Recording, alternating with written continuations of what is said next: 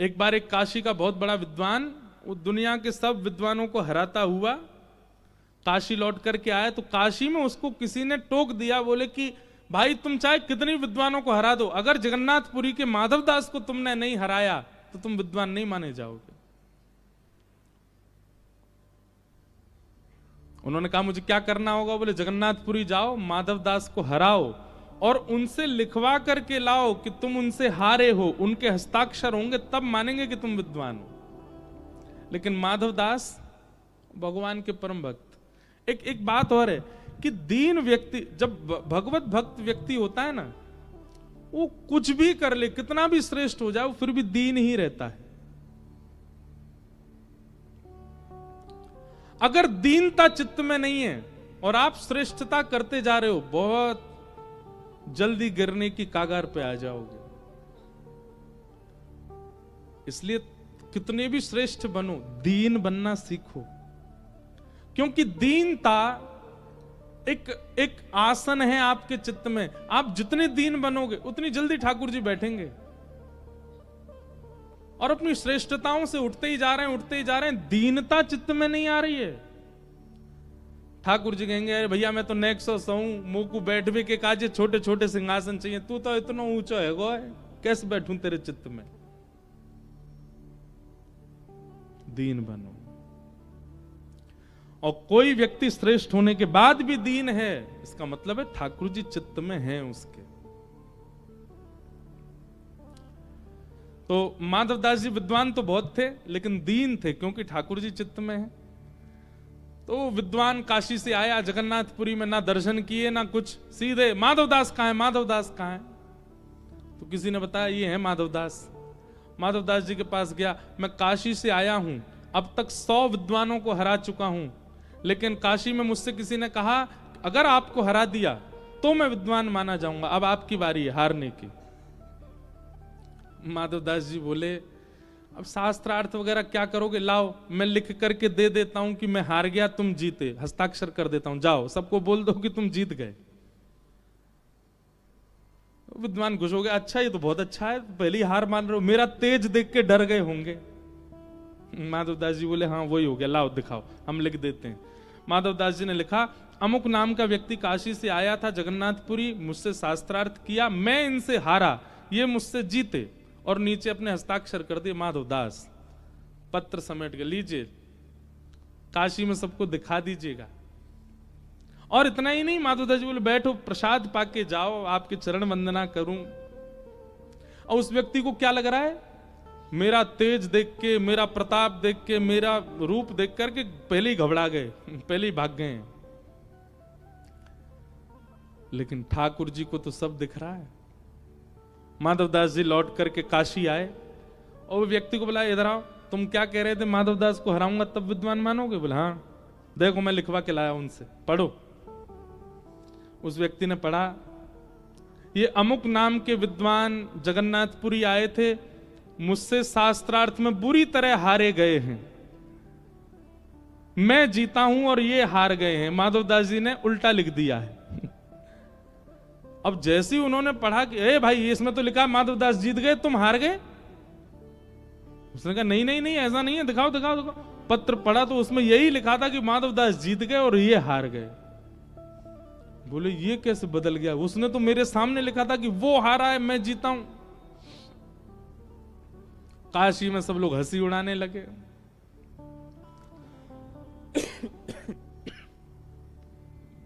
लेकिन वो विद्वान माना नहीं, बोले मैं फिर जाऊंगा। तो काशी के और विद्वानों ने सोचा अब कैसे पता चलेगा कि तुम जीते और वो हारे। बोले आप बताओ। बोले हम में से एक गुप्तचर जाएगा तुम्हारे साथ, और हम तुम्हारे साथ नहीं रहेंगे, हम जगन्नाथपुरी में ऐसे ही घूमते रहेंगे। अगर इस बीच में तुमने उनको हरा दिया तो उनके मुंह पे कालीत पोतना, उनके गले में चप्पलों की माला पहनाना, गधे पे बैठा के उनको घुमाना। अगर हमको ये दिख गया तो हम मानेंगे कि तुम जीते थे वो हारे। व्यक्ति ने कहा ठीक है। गए, माधवदास जी ने स्वागत, अरे भगवान आप फिर से आ गए, क्या बात है? बोले वो लोग मान नहीं रहे, तुम्हारा पर्चा उल्टा हो गया, तुमने लिखा तो था कि तुम हारे, पर उसमें निकल के आया कि तुम जीत गए, मैं हार गया। माधवदास जी बोले ऐसा कैसे हो गया? बोले अब क्या करना है ये बताइए। बोले देखो, या तो मुझसे शास्त्रार्थ करके हार जाओ, और हारने के बाद जो भी हारेगा, चाहे मैं हारूं चाहे तुम हारो, गधे पे बैठना पड़ेगा, कालीत मुख पे पोतनी पड़ेगी, गले में चप्पल की माला पहन के जगन्नाथपुरी में घूमते हुए कहना पड़ेगा कि काशी के विद्वान से मैं हारा।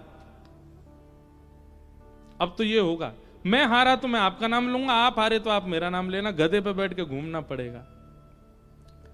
माधवदास जी बोले देखो, शास्त्रार्थ क्या करना, आप गधा ले आओ, मुझे उस पर बिठा दो, काली पोत लो, चप्पल की माला पहना दो, मैं पूरे जगन्नाथपुरी में हल्ला करके कह दूंगा कि आप जीते मैं हारा। बोले देख लो। बोले आप गधे की व्यवस्था करके लाओ, मैं तब तक जगन्नाथ जी का दर्शन कर लूं। बोले हाँ कर लो। अब आप तो गए जगन्नाथ जी का दर्शन करने माधवदास जी, और ये यहां गधा लेके, चप्पलों की माला लेके और काली पूरी काजल लेकर के आके इकट्ठे करके द्वार पे ही खड़े थे जगन्नाथ मंदिर के। वे निकल के आए तो उनको बैठाऊं। माधवदास जी तो अंदर दर्शन कर रहे थे जगन्नाथ जी का।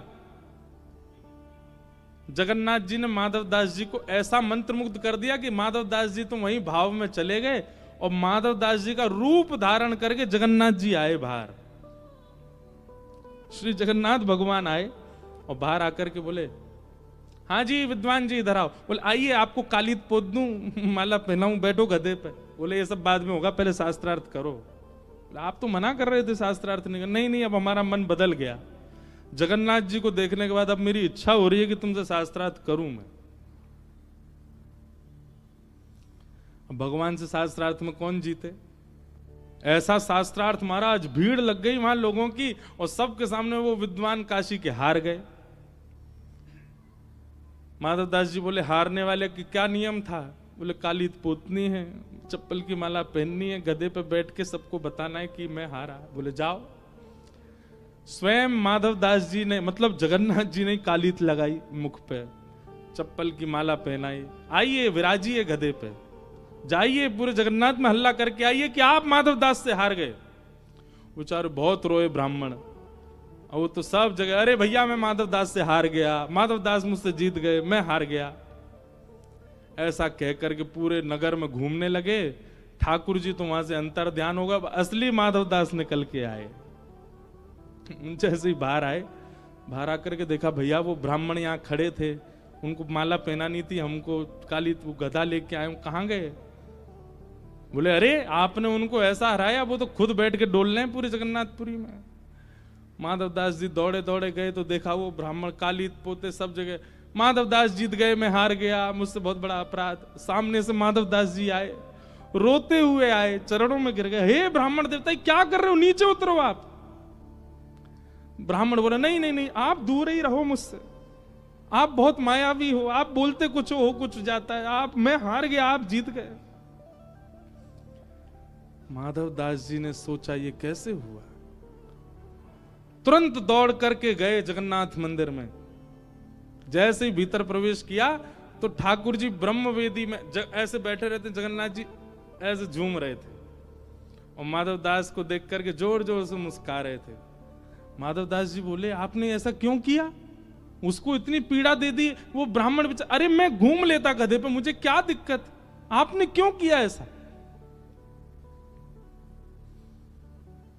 ठाकुर जी बोले जैसे मानव अपने रत्न की रक्षा करता है, हीरा मिल जाए, पन्ना मिल जाए, कोई विशिष्ट रत्न मिल जाए, उसको बहुत संभाल के रखता है, ऐसे ही माधव जो मुझे भजने वाले होते ना, वो मेरे लिए रत्न है, मैं उनकी रक्षा स्वयं करता हूं, उनको रत्नों की तरह रखता हूं। तुम तो बहुत दीन हो, तुम तो सब जगह अपने आप को गधे पे बैठा दोगे, एक पर मैं थोड़ी होते देखने दूंगा ऐसा, इसलिए तुम्हारे लिए मैं गया।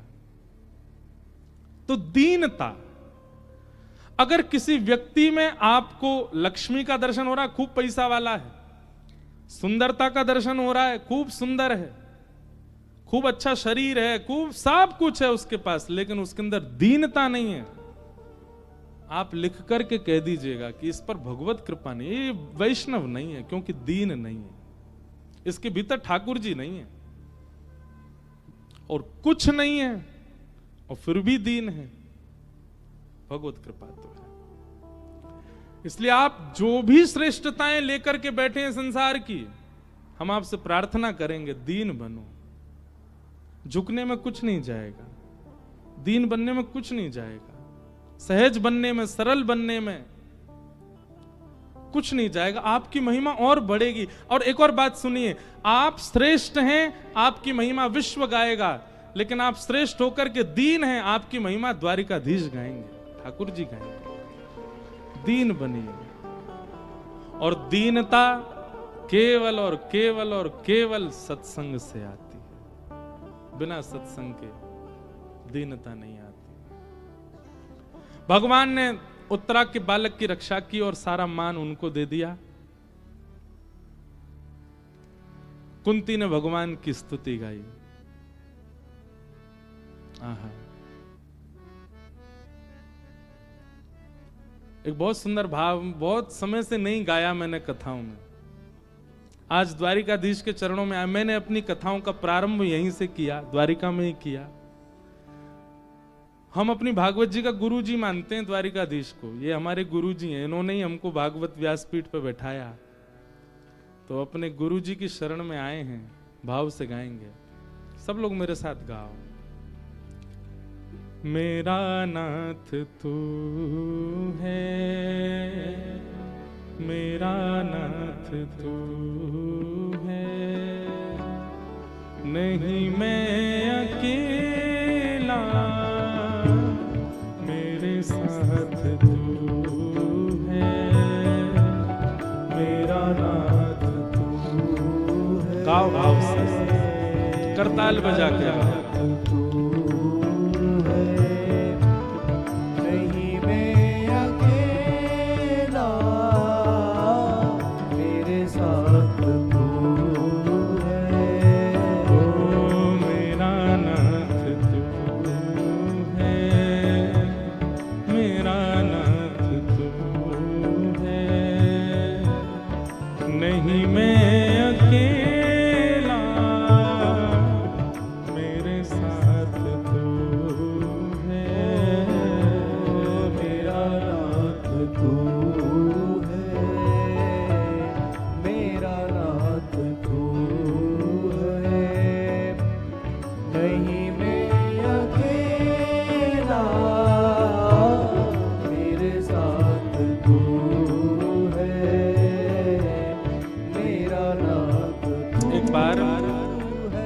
महात्मा की कथा सुन रहे थे, ध्यान से सुनना।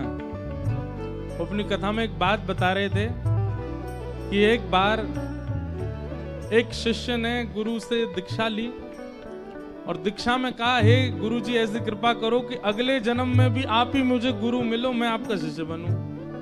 ठीक है, और ऐसी कृपा करना कि अगले जन्म में मुझे याद हो कि आप पूर्व जन्म में भी मेरे गुरु थे। तो ठीक है, अगले जन्म में फिर वही हुआ, वो गुरु बन के आए, उनका शिष्य आया, पर शिष्य के साथ एक गलती, एक कमी हो गई। क्या? उसके दोनों हाथ नहीं थे।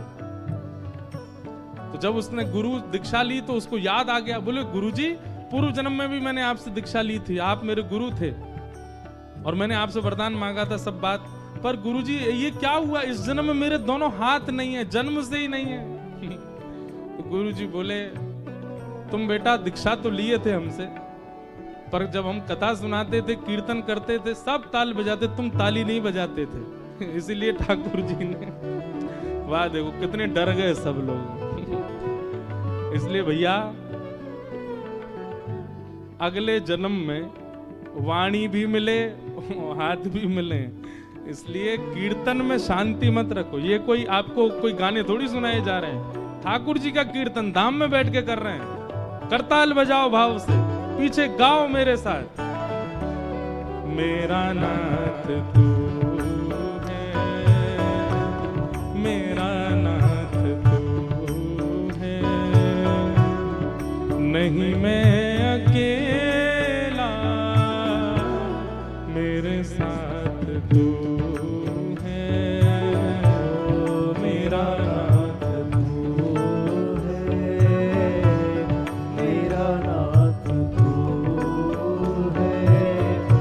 कोई ताली ना बजाए तो उसको कोनी मारना। ए भाई तुझे हाथ चाहिए कि नहीं? मेरे साथ तू है, ठाकुर है तू, मैं तेरा पुजारी। ठाकुर है तू, मैं तेरा पुजारी। ठाकुर है तू, मैं तेरा पुजारी। ठाकुर है तू, मैं तेरा पुजारी। ओ तेरा खेल हूँ मैं, तू मेरा खिलाड़ी। तेरा खेल हूँ मैं, तू मेरा खिलाड़ी। ओ तेरा खेल हूँ मैं, तू मेरा खिलाड़ी।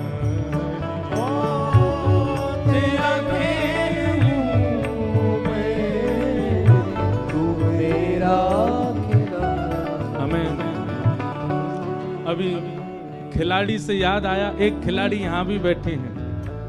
हमारे भारत की क्रिकेट टीम जो वुमेन्स क्रिकेट टीम है उसके खिलाड़ी यहाँ, बड़ी अच्छी खिलाड़ी स्मृति मंधाना यहाँ बैठी हैं। उनको बहुत बहुत अभिनंदन, बहुत बहुत स्वागत। देखो हमारे सारे मोह चले गए जीवन से, पर क्रिकेट नहीं जा रहा है। इतना बढ़िया खेलना नहीं आता लेकिन फिर भी क्रिकेट जीवन में है ही।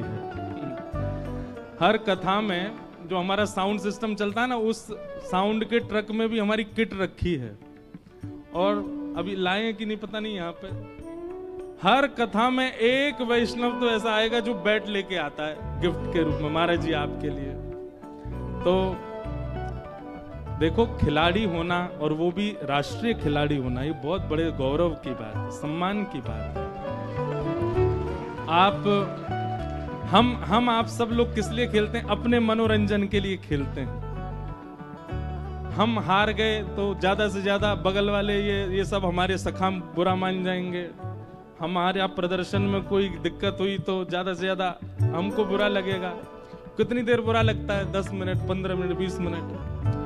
पर आपका प्रदर्शन तो पूरे देश के 125 करोड़ लोगों का नेतृत्व करता है। तो आपका बहुत बड़ा योगदान है, इसलिए आप आए उसके लिए बहुत बहुत धन्यवाद। कथा में आप पधारे हैं। श्री द्वारिकाधीश ऐसी कृपा करें कि जब भी आप क्रिकेट खेलने जाओ तो श्री द्वारिकाधीश जी की चारों भुजाएं आपके अंदर आ जाएं और महाराज ले इतने छक्के पड़े, और आप सदा हमारे भारत को ऐसे विजयी बनाते रहो। व्यासपीठ से ऐसी भावना आपके लिए है।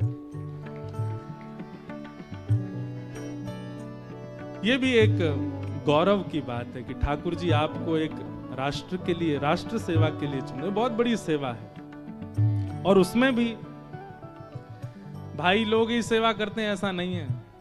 कई बार हमारी मेंस टीम जो है वो इतना अच्छा प्रदर्शन नहीं कर पाती। कभी आप देखो वुमेन्स टीम को इतना अच्छा खेलते हैं, ऐसा उनका प्रदर्शन रहता है। उनको देख करके, अब ये सब व्यक्तिगत बातें हैं, ज्यादा मंच से मुझे कहनी नहीं क्योंकि यहाँ तो सार्वजनिक रूप से कथा है।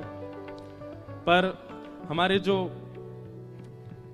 भारत के अंतरंग मैच होते हैं IPL, उसमें एक मेरी बड़ी प्रिय टीम है, बेचारी वो मेंस वाली आज तक नहीं जीत पाई, लेकिन आपने उसको जिता दिया, RCB को। तो उसके लिए आपको बहुत बहुत धन्यवाद। आप उसकी कैप्टन भी हैं, तो इसलिए श्री द्वारिकाधीश भगवान खूब कृपा करें, भागवत जी की कृपा आप पर हो।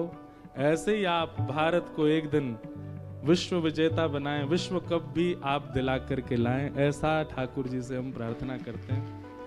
और ऐसे ही आप विजय होते रहें। तो ये तो देश के लिए खेल रही हैं, पर एक प्रकार से खिलाड़ी हम सब भी हैं।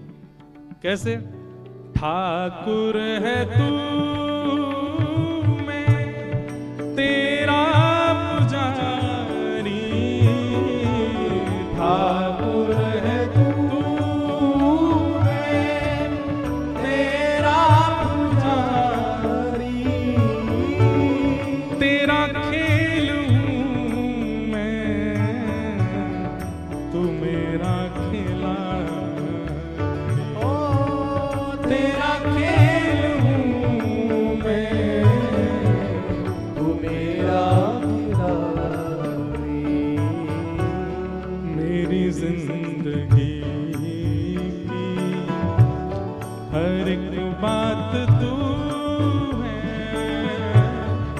नहीं मैं अकेला, मेरे साथ तू है। मेरा नाथ तू है, मेरा नाथ तू है, नहीं मैं अकेला, मेरे साथ तू है, मेरा नाथ तू है, मेरा नाथ तू है, नहीं मैं अकेला, मेरे साथ तू है, मेरा नाथ तू है। चला जा रहा हूँ मैं राह पे तुम्हारे, चला जा रहा हूँ मैं राह पे तुम्हारे, चला जा रहा हूँ मैं राह पे तुम्हारे, चला जा रहा हूँ मैं राह पे तुम्हारे, राह पे आए जो तूफान राह पे आए हो तूफान भरे। ये विश्वास होना चाहिए क्या? थामे हुए मेरा हाथ तू है, नहीं मैं अकेला,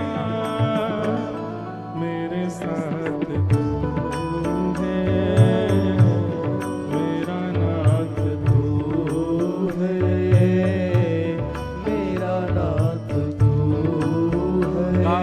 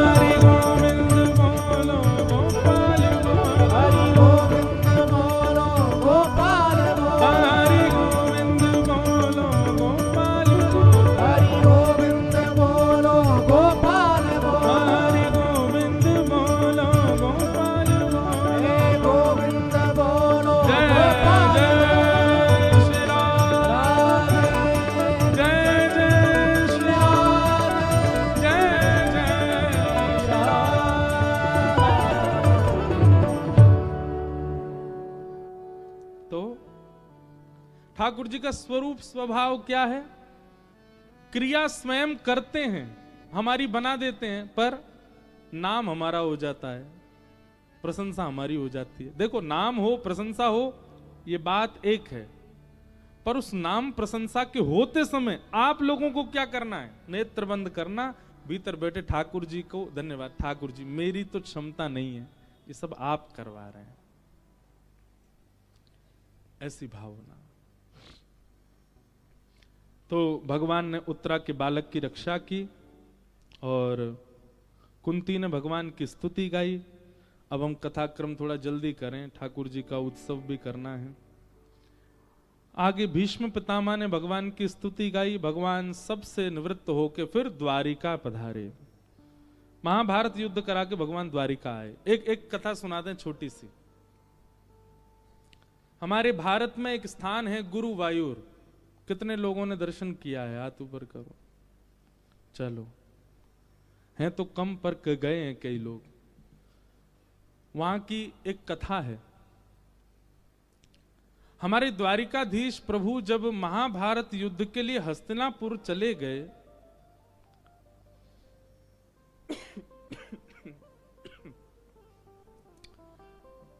तो द्वारिका में एक महामारी आई।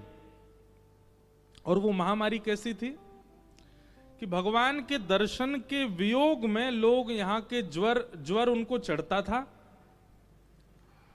और वो ज्वर ऐसा होता था कि उस ज्वर युक्त व्यक्ति को जो देख लेता था उसको भी ठाकुर जी का विरह होने लगता था, उसको भी ज्वर चढ़ जाता था। और धीरे धीरे लोग अपने देह का त्याग जैसा करने लगे।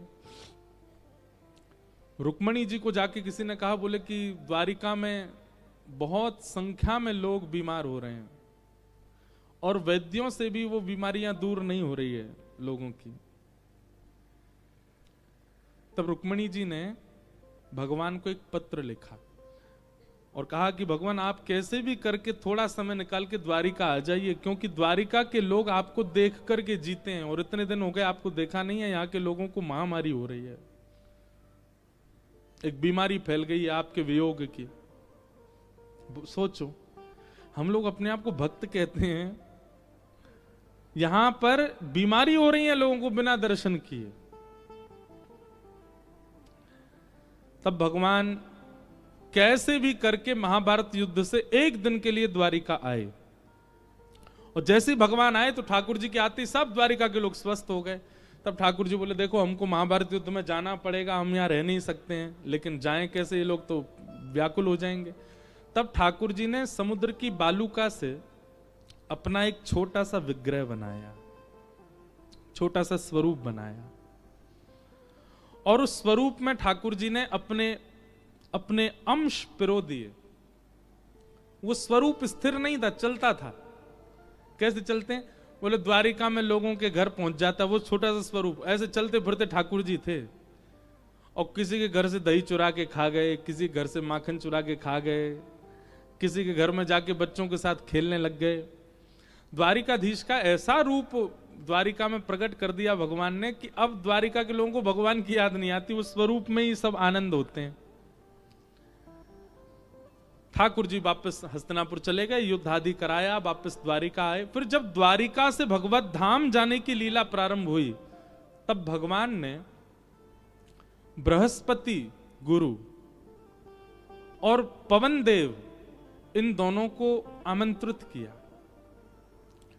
और दोनों से कहा कि देखिए द्वारिका मेरे जाते डूब जाएगी, जो शेष अंश बचेगा वो भगवान की स्वधर्मा सभा, ये सभा क्षेत्र है जिसमें हम बैठे हैं। यहाँ ठाकुर जी सभा करते थे, ठाकुर जी जहां रहते थे वो तो डूब गई समुद्र में। तो भगवान ने कहा कि यहाँ द्वारिका में एक मेरे हाथों से बनाया हुआ स्वरूप है, आपसे मेरी प्रार्थना है कि मैं चाहता हूं कलिकाल में लोगों को इसका दर्शन हो, आप इनको सुव्यवस्थित स्थान पर विराजमान करो। तब गुरु बृहस्पति ने और पवन देव यानी कि वायु ने उनको दक्षिण के एक सुंदर स्थान केरला में जो है वहां विराजमान किया, इसलिए उनका नाम पड़ा गुरुवायूर। गुरुवायूर श्री कृष्ण, वो भगवान के द्वारा बनाए गए श्री ठाकुर जी हैं। द्वारिका के प्राण रक्षा भगवान करते थे। तो भगवान द्वारिका लौट करके आए महाभारत युद्ध से। कुछ दिन बाद खबर मिली कि उत्तरा ने बालक को जन्म दिया, जिस बालक की भगवान ने रक्षा की थी। तो ठाकुर जी फिर से गए और हस्तिनापुर उस बालक को मिलकर के आए। अर्जुन भगवान को छोड़ने के लिए द्वारिका गए, कुछ महीनों तक लौट करके नहीं आए। अपशगुन जैसा होने लगा युधिष्ठिर को, और युधिष्ठिर जी ने अपनी शंका को व्यक्त किया। भीम से कहा कि कुछ अपशगुन जैसा लग रहा। अब यहां देखो अपशगुन किन को बताया गया है। लोग जिनको अपशगुन मानते हैं वो अपशगुन नहीं होता। लोग किसको अपशगुन मानते हैं?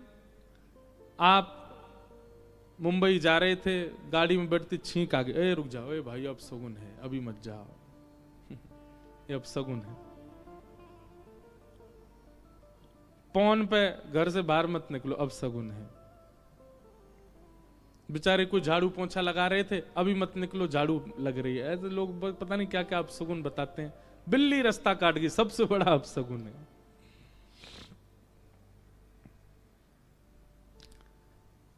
अब यहां युधिष्ठिर को जो अपशगुन हो रहे थे, उनमें सबसे पहला अपशगुन क्या कि सुबह का सूर्य उदय हुआ है, पर कैसा लग रहा है कि जैसे शाम हो गई हो। अस्ताचल को सूर्य उदय नहीं लग रहे हैं, ऐसा लग रहा है अस्त हो रहे हो। ये अपशगुन है। सूर्य का अस्त का अनुभव होना उदय के समय पर, यह अपशगुन है। दूसरा अपशगुन क्या बताया यहां पर?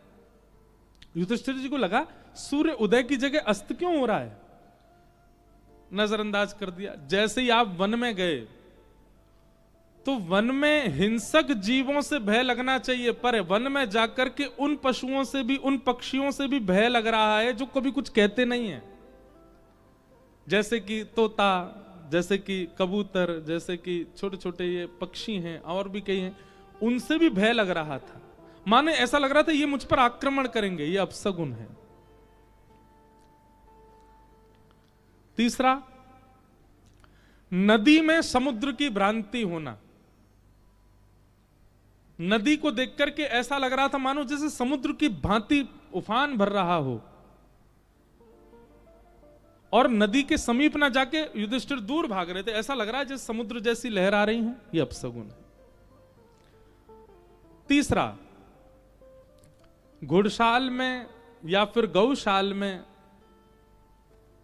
अत्याधिक घोड़े और गाय रोते हुए दिखाई देना। कई बार गायों के नेत्रों में हमको अश्रु दिखते हैं, वो रो नहीं रही हैं,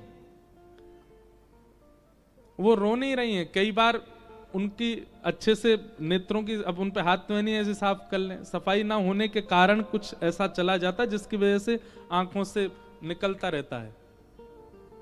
रुदन करने वाली गाय अलग पता चल जाती है, वो निराश दिखती है। रुदन करते हुए कोई भी 4 पैर वाले पशु दिखना, यह भी अपशगुन है। और अपशगुन क्या बताया? भगवान की प्रतिमा को देख करके आनंद ना होकर के चिंता होना, यह भी एक अपशगुन है। जबकि ऐसा होता है संसार में चिंता होती है, ठाकुर जी के सामने जाते ही हम शांत हो जाते हैं, आनंद लगता है, ठाकुर जी को देख के शांति का अनुभव होता है। पर नहीं, युधिष्ठिर जी को ठाकुर जी को देख के और चिंता और व्याकुलता, अस्थिर जैसा मन होने लगा। यह अपशगुन है।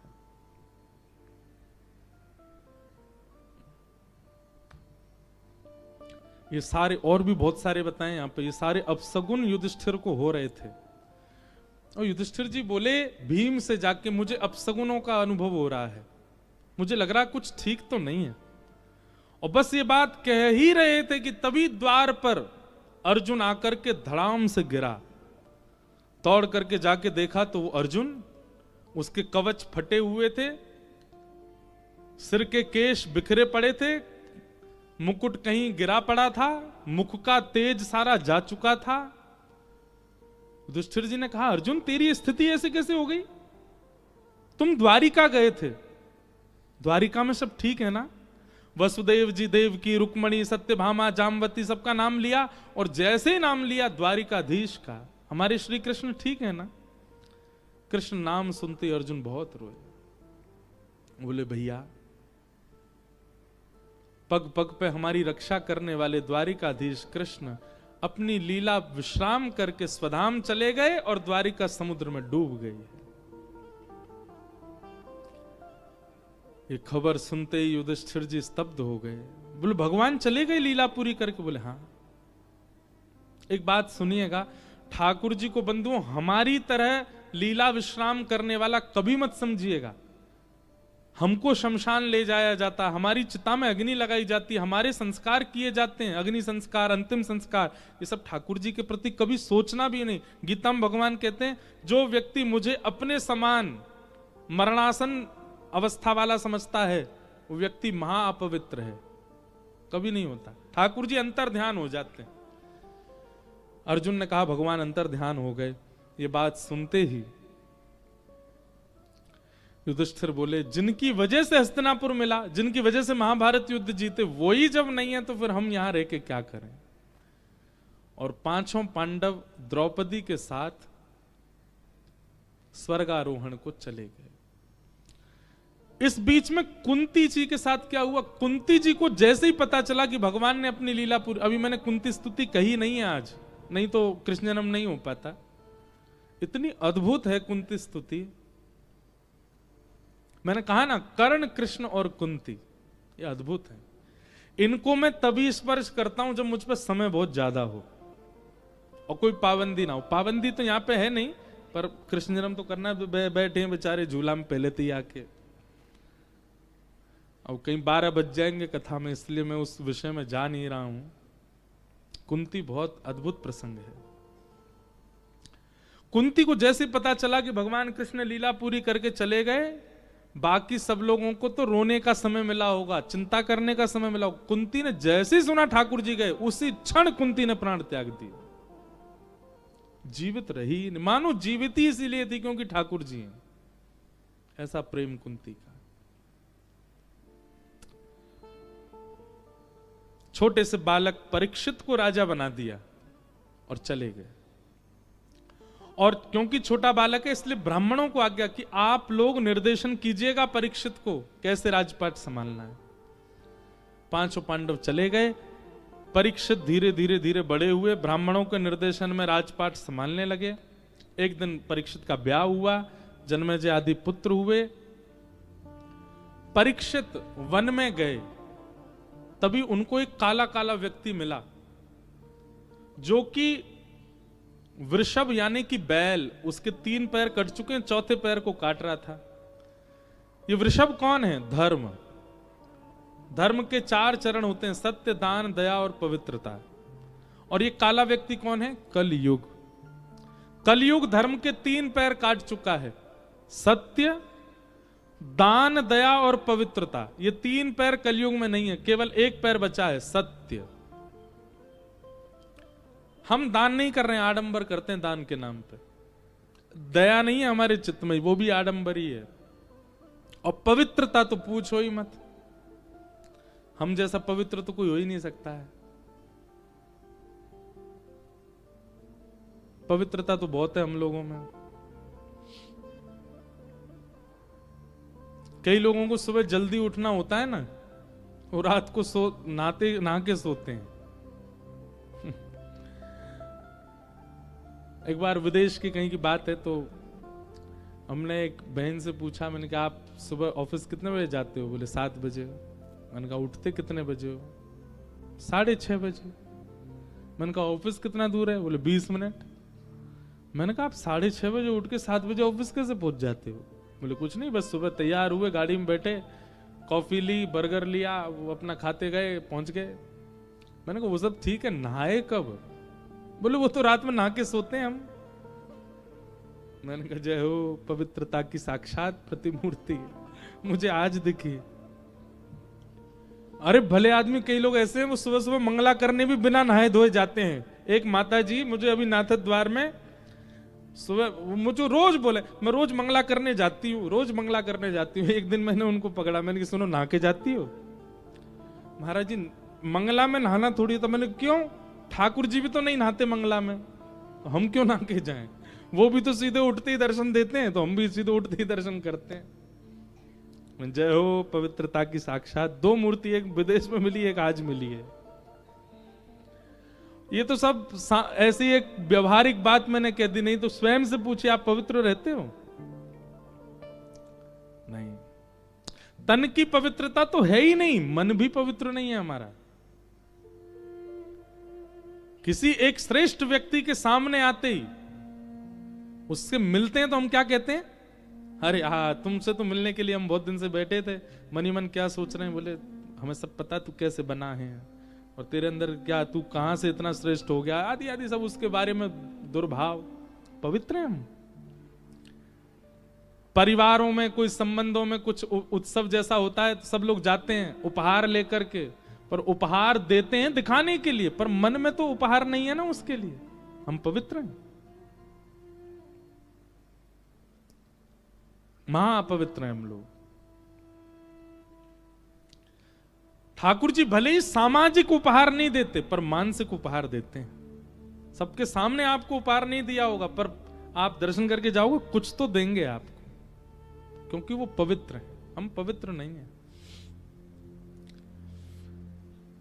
तो कलयुग में केवल एक पैर बचा है धर्म का, सत्य। कहीं ना कहीं हम चाहे जैसे भी हों, हमको सत्य चाहिए, हमें सत्य मिलना चाहिए। ये हमारी एक सबकी डिमांड होती है। हर व्यक्ति को सत्य का आचरण चाहिए। चोर भी चोरी करने के बाद कहीं ना कहीं सत्य का ही आचरण करता है। सत्य सब कुछ, इसलिए सत्य बचा है बस, बाकी सब और कुछ नहीं है कलयुग में। तो परीक्षित ने जब उस व्यक्ति को देखा, उस काले व्यक्ति की ओर दौड़े, बोले तुम कौन हो? उसने कहा मैं कलयुग हूं, आप मुझे नहीं मार सकते। सतयुग के बाद त्रेता, त्रेता के बाद द्वापर, और मेरी बारी है, आप मुझे कैसे मार सकते हो? तब कहा कि मेरा राज्य छोड़ के चले जाओ। बोले मैं नहीं जा सकता, आप ब्रह्मा की कृति को बिगाड़ नहीं सकते, मेरा समय आया है, मैं आऊंगा। भगवान जिस दिन धाम छोड़ के गए, द्वारिका जिस दिन डूबी समुद्र में, उसी दिन मैं आ गया था। अब मेरा समय है, आप मुझे कैसे भगा सकते हो? परीक्षित जी बोले मैं तुझे टिकने तो नहीं दूंगा। तब कलयुग ने कहा एक काम करते हैं, आपकी भी रह जाए मेरी भी रह जाए, मुझे कुछ स्थान दे दीजिए, मैं वहीं रहूंगा। जो स्थान आप बताओगे उसके अलावा किसी स्थान में मुझे देखोगे नहीं आप। बंधुओं, आश्चर्य की बात है, केवल 5 जगह है कलयुग, केवल 5।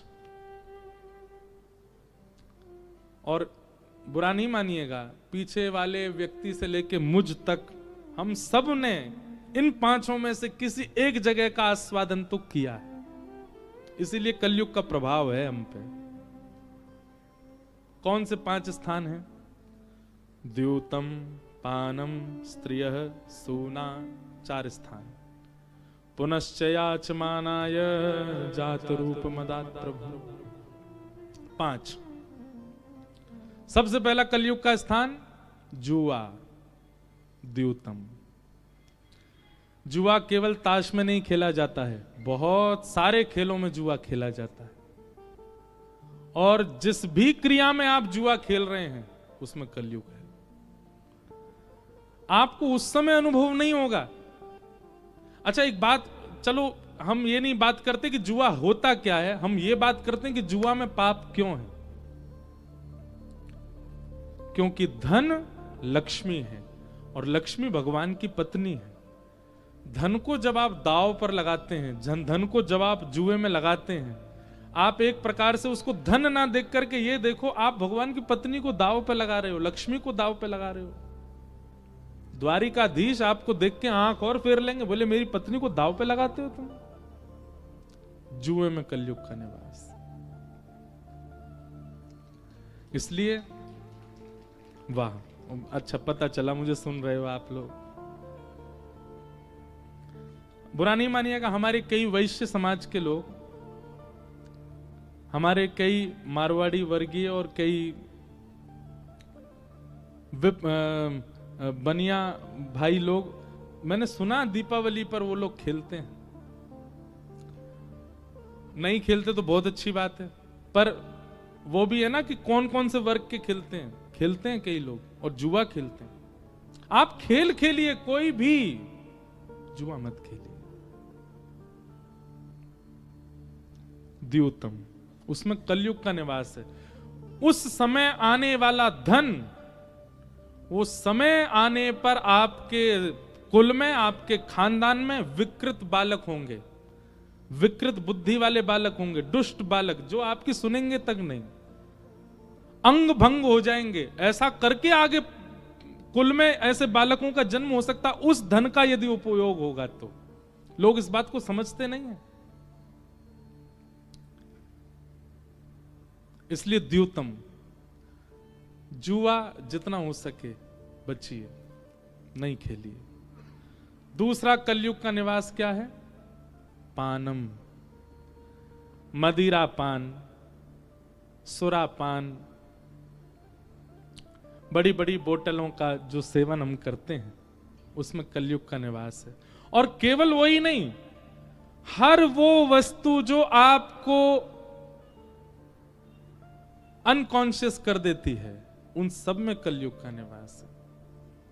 चाहे वो बीड़ी हो, सिगरेट हो, तंबाकू हो, मदिरा पान हो। कई लोग भोले बाबा के नाम पे भी ले लेते हैं, भोले बाबा का प्रसाद है, ले लो।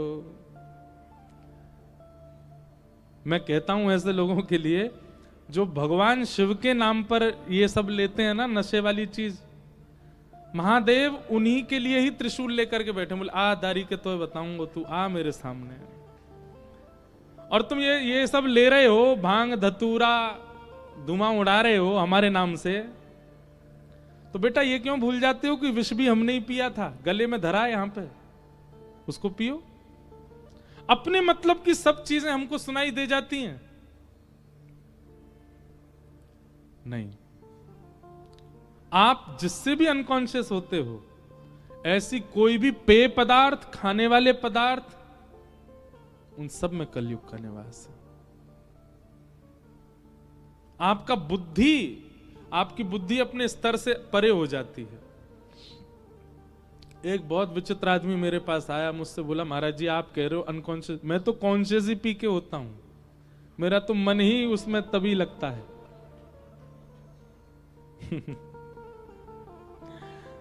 बहुत विचित्र है भैया संसार के लोग। द्यूतम पानम। और तीसरा स्थान बताया गया स्त्रीय, पर स्त्री और पर पुरुष संग। आपका विवाह हुआ है, आपने वर्ण किया है, आपने उनके साथ 7 फेरे लिए हैं, उसके बाद कोई भी दृष्टि में आवे उसके प्रति वो भाव नहीं बनना चाहिए, वो एक ही के लिए रहे। अगर आप इस एक पत्नी व्रत और एक पतिव्रत का पालन नहीं कर पाते हैं, आप पे कलयुग का प्रभाव है। इसलिए एक पत्नी व्रत और एक पति, ये सबसे बड़ा व्रत है संसार में। चाहे कितनी हो एकादशी कर लो, कितनी हो सोमवार कर लो, कितने भी प्रदोष कर लो, कितने भी कुछ कर लो, लेकिन अगर आपने पत्नी व्रत कर लिया, एक पत्नी, इसके अलावा जो देखें सब सम्मान नहीं है, यही है सब कुछ हमारी, और एक पतिव्रत यही है सर्वस्व हमारे, चाहे जैसे भी हैं यही हैं। ये व्रत यदि आपने कर लिया तो सारे व्रत आपके सामने नतमस्तक हैं। अब सोचो, इसमें भी एक भला आदमी मुझसे क्या बोला, महाराज जी ब्याह के बाद ही तो एक के संग रहना है, ब्याह से पहले जब तक ब्याह ना हो तब तक तो छूट है ना। मैंने कहा भाई बहुत ऊंचे लोग हैं संसार में।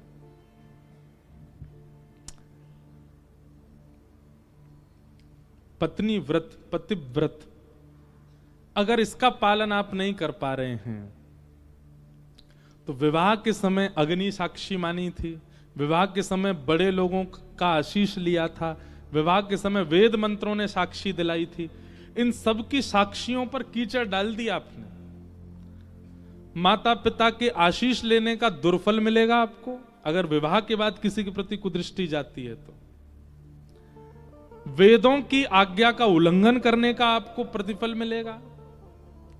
अग्नि साक्षी मान करके फेरे लिए थे, अग्नि का दंड मिले, कितने दंड मिलते हैं। इसलिए व्यक्ति को अब तो टिकते ही नहीं है, ब्याह हो ही नहीं रहे, हो ना तो मतलब रुके ही नहीं पा रहे हैं। उसके पीछे कारण पता है क्या है? प्रदर्शन। आप अपना सब कुछ प्रदर्शित कीजिए, पर हमारी एक बात मानिए, अपने गोपनीय संबंधों को प्रदर्शित मत कीजिए कहीं भी। अपना संबंध जो है आपका पति पत्नी का है आदि जो भी है, वो गोपनीय रहने दीजिए। वो जितना गोपनीय रहेगा उतने ज्यादा आप बढ़िया रहेंगे। हम जितने पॉडकास्ट होते हैं, हमारे जितने इंटरव्यू, सब में बोलता हूं मैं ये बात। आपका ठाकुर जी से भी प्रेम है ना, वो भी गोपनीय रखिए, उसको भी ज्यादा प्रकट मत कीजिए। प्रकट केवल उतना करो जितना संसार सह सकती है। और या फिर एक और बात बताएं, प्रकट गलत कर दो, अंतरंग बढ़िया रखो अपना।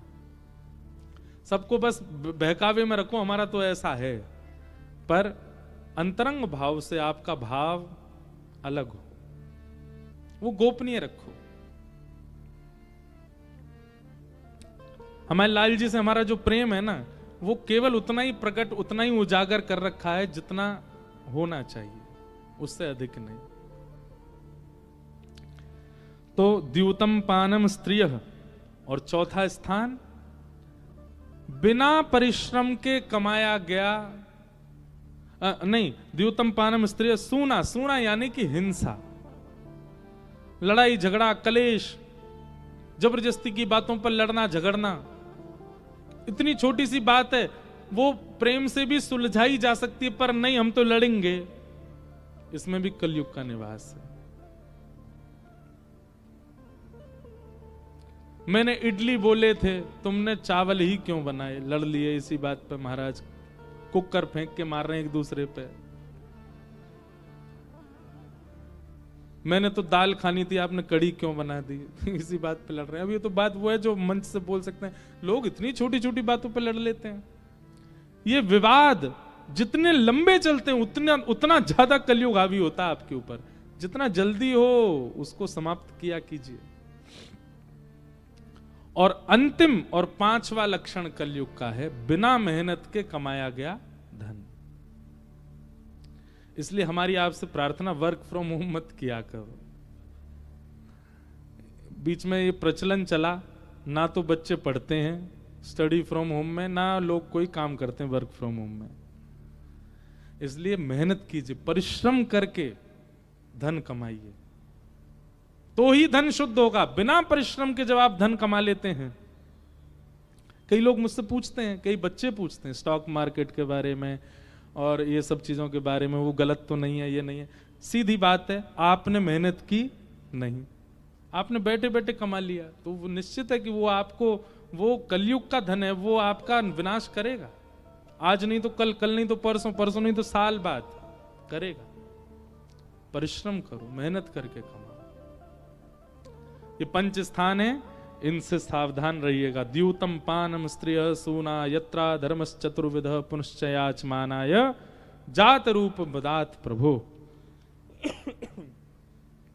कलयुग को 5 स्थान दे दिए, परीक्षित स्वयं भटक गए। एक मुकुट सिर पर पहन लिया जो कि कलयुग, जो कि परीक्षित का नहीं था। कलयुग का प्रभाव हुआ और इस प्रभाव के कारण एक संत का अपमान किया। कलयुग आपके जीवन में आएगा, सबसे पहला काम आप क्या करोगे पता है? कलयुग जब आप पे हावी होगा तो माता पिता की बातें सीरियसली नहीं लोगे, सबसे पहली बात। दूसरा, गुरुजन, महज्जन, वैष्णवजन, भगवतजन, इनके प्रति उपहास की भावना। कोई भक्त है, आपको उसको देख के हंसी आ रही है, कैसा भक्त है, कैसे संत हैं, कैसे महापुरुष हैं, उसके प्रति उपहास की भावना, यह भी कलयुग का प्रभाव है। सत्संग हो, कथा हो, प्रवचन हो, कीर्तन हो, इनमें रुचि ना होना, मन उखड़ा उखड़ा रहना, यही देखते रहना कब होगा पूरा, कब जाएं हम यहां से, यह भी एक कलयुग का प्रभाव। ये सब प्रभाव है। शांति प्रिय ना लगना।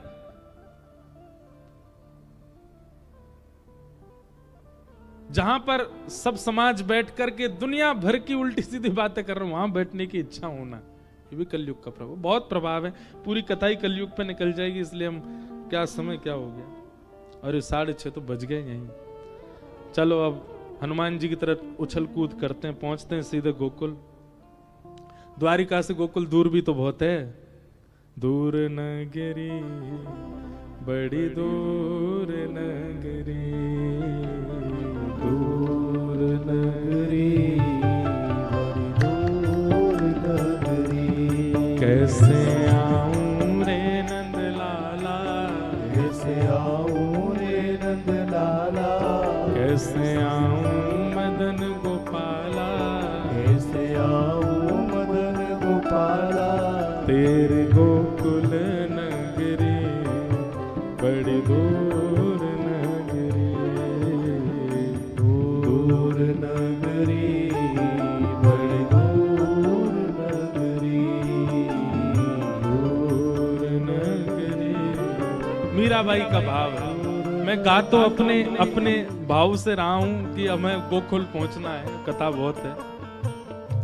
दिन को आऊं तो हाँ, रात को आऊं तो कान्हा डर मोहे लागे, रात को आऊं कान्हा डर मोहे लागे, रात को आऊं तो लाला डर मोहे लागे, रात को आऊं तो लाला डर मोहे लागे, दिन को आऊं तो देखे सारी नगरी बड़ी दूर नगरी,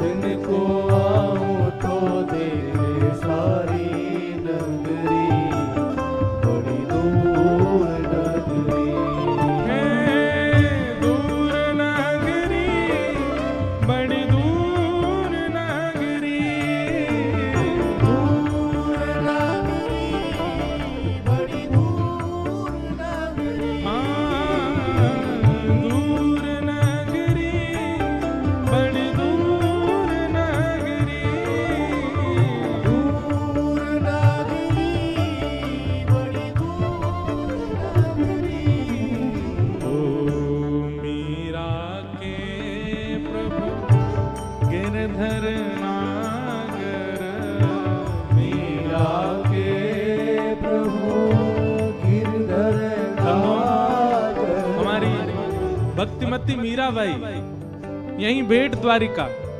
नहीं गए हो तो कर आओ दर्शन। और अब तो सुविधा हो गई, पहले तो नाव से जाना पड़ता था, अब तो फ्लाईओवर बन गया है पूरा। बेट मतलब टापू, उस पर द्वारिका जी, वहां की कथा सुनाऊंगा मैं एक दिन। वहीं श्री मीराबाई द्वारिकाधीश जी में विलीन हो गए। ऐसा कहते हैं आज भी इतना अंग वस्त्र बाहर निकला है द्वारिकाधीश से मीराबाई का। यहीं द्वारिकाधीश में विलीन हुई हमारी भक्तिमती मीराबाई। मीरा के प्रभु गिरधर नागर, मीरा के प्रभु गिरधर नागर, मीरा के प्रभु गिरधर नागर, मीरा के प्रभु गिरधर नागर, तुमरे दर्श बिन मैं तो हो गई बाबरी बड़ी दूर नगरी। तुम्हारे दर्श बिन में तो हो गई बाबरी बड़ी दूर नगरी, दूर नगरी बड़ी दूर नगरी, दूर नगरी बड़ी दूर नगरी, हाँ, दूर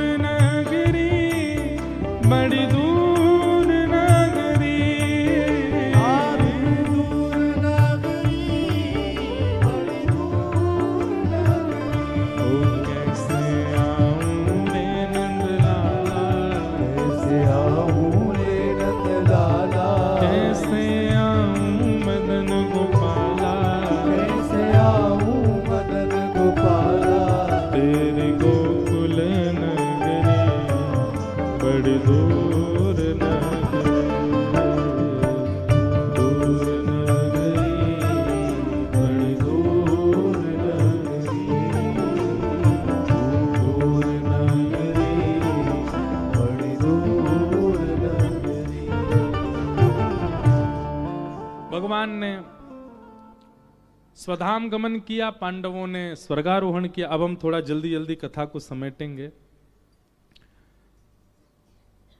केवल प्रणाम मात्र करेंगे बीच के प्रसंगों को, क्योंकि गोकुल जाना, फिर कल से तो ब्रज लीला ठाकुर जी की प्रकट होएगी। तो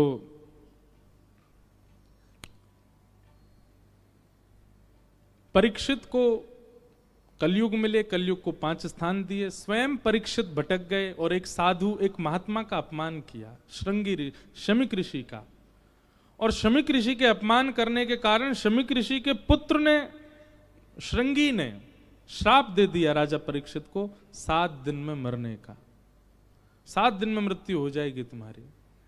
राजा परीक्षित को जैसे ही ये बात पता चली कि मुझे 7 दिन में मर जाना है, तुरंत राजा परीक्षित ने अपने पुत्र जन्मेजय को राज्य गद्दी पर बिठा दिया और स्वयं गंगा किनारे चले गए। संत महापुरुषों से पूछने लगे, अब मैं अपने 7 दिनों को सार्थक कैसे बनाऊं, मैं अपनी मृत्यु को सार्थक कैसे बनाऊं। बंधुओं, ये हर व्यक्ति का लक्ष्य होना चाहिए। हम जिस मृत्यु से बहुत डरते हैं, मृत्यु आ जाएगी, मर जाएंगे, हम कब मर जाएंगे, हमारी मृत्यु आएगी ये सब जानते, कब आएगी ये कोई नहीं जानता, पर वो मृत्यु जब भी आए सफल आए, उसके लिए कुछ ना कुछ प्रयास करते रहना चाहिए। राजा परीक्षित सौभाग्यशाली हैं कि उनको मृत्यु से पहले ही पता चल गया कि कब मरना है। आप गए संतों के पास, जाके कहा मेरे जीवन के 7 दिन बचे हैं, बताइए मैं मुक्ति कैसे प्राप्त करूंगा। संतों ने अनेक उपाय बताए, पर तभी वहां पर श्री सुखदेव जी का आगमन हुआ। बोलो सुखदेव जी महाराज की। सुखदेव जी आए और सुखदेव जी ने आकर के कहा, बोले राजन, तुम मुक्ति के लिए क्यों पूछ रहे हो? 7 दिन में मुक्ति कैसे प्राप्त करनी है? अरे मुक्ति के लिए 7 दिन नहीं चाहिए, 7 वर्ष नहीं चाहिए। मुक्ति के लिए तो एक क्षण। व्यक्ति ने पूरे जीवन पाप किए, लेकिन उसकी अंतिम श्वास जब निकल रही थी, उसी समय उसने कह दिया नारायण, उसी समय उसने कह दिया कृष्ण, उसी समय गोपाल, गोविंद, द्वारिकेश।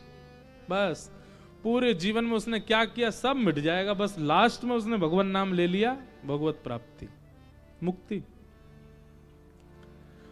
कई लोगों के मन में आएगा, महाराज जी ये तो बहुत गलत है, जीवन भर किसी ने पाप किया और अंत में उसने भगवान नाम लिया, मुक्ति। गलत आपको लग रहा है, पर ये अंत में भगवान नाम आना ये बहुत मुश्किल है। ये ठाकुर जी की ऐसी माया है कि व्यक्ति अपने अंतिम क्षण में सबको याद कर लेगा, ठाकुर जी को भूल जाएगा, उसको भगवत याद नहीं आ सकती। इसीलिए तो मुक्ति बहुत दुर्लभ है।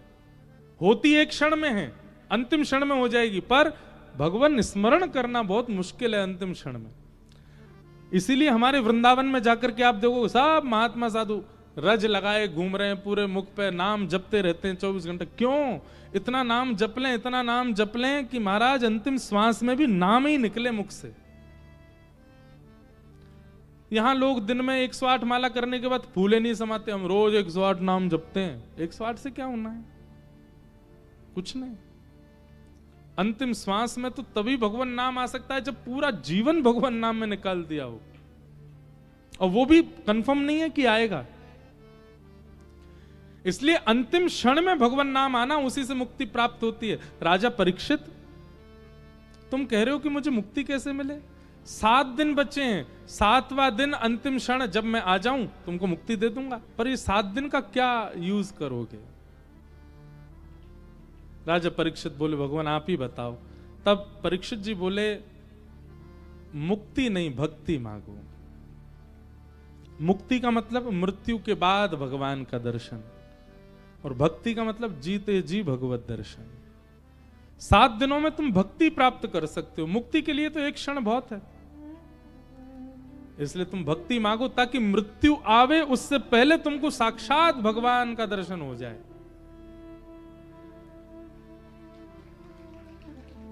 परीक्षित जी महाराज बोले भगवान अब मुझे मुक्ति की चिंता ही नहीं है, अब मुझे 7 दिन में केवल एक चिंता है कि कहीं मेरा अंतिम समय आ जाए, उससे पहले मैं भगवान दर्शन ना कर पाऊं, ऐसा ना हो। मुझे मृत्यु से पहले पहले ठाकुर जी दिखा दो। तब सुखदेव जी कहते हैं बैठो मेरे सामने, अब हम तुमको भागवत की कथा सुनाएंगे। और यहां से अब सुखदेव जी सुनाना प्रारंभ करते हैं। सबसे पहले सुखदेव जी ने सृष्टि का वर्णन किया, पृथ्वी कैसे बनाई, भागवत जी की साइंस है। सबसे पहले उद्भिद, स्वेदज, जरायुज, अंडज, कैसे कैसे जीव बनाए, 84 लाख योनियां कैसे बनाई। लोग कहते हैं मुर्गी पहले आई, अंडा, अंडा पहले आया, भागवत जी में लिखा है अंडज। सब कुछ निर्माण करने के बाद सबसे अंत में मानव की रचना की। और जैसे ही मानव बनाए तो भगवान इतने प्रसन्न हो गए ब्रह्मा जी से, जो किसी को नहीं दिया वो मानव को दिया। क्या? बुद्धि।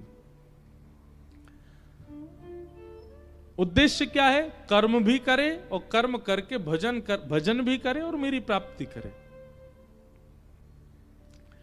इस प्रकार सृष्टि का प्रसंग सुनाया गया। बहुत सुंदर प्रसंग है।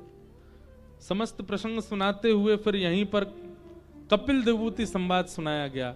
गुजरात में ही बिंदु सरोवर है, आज ही हमें पता चला।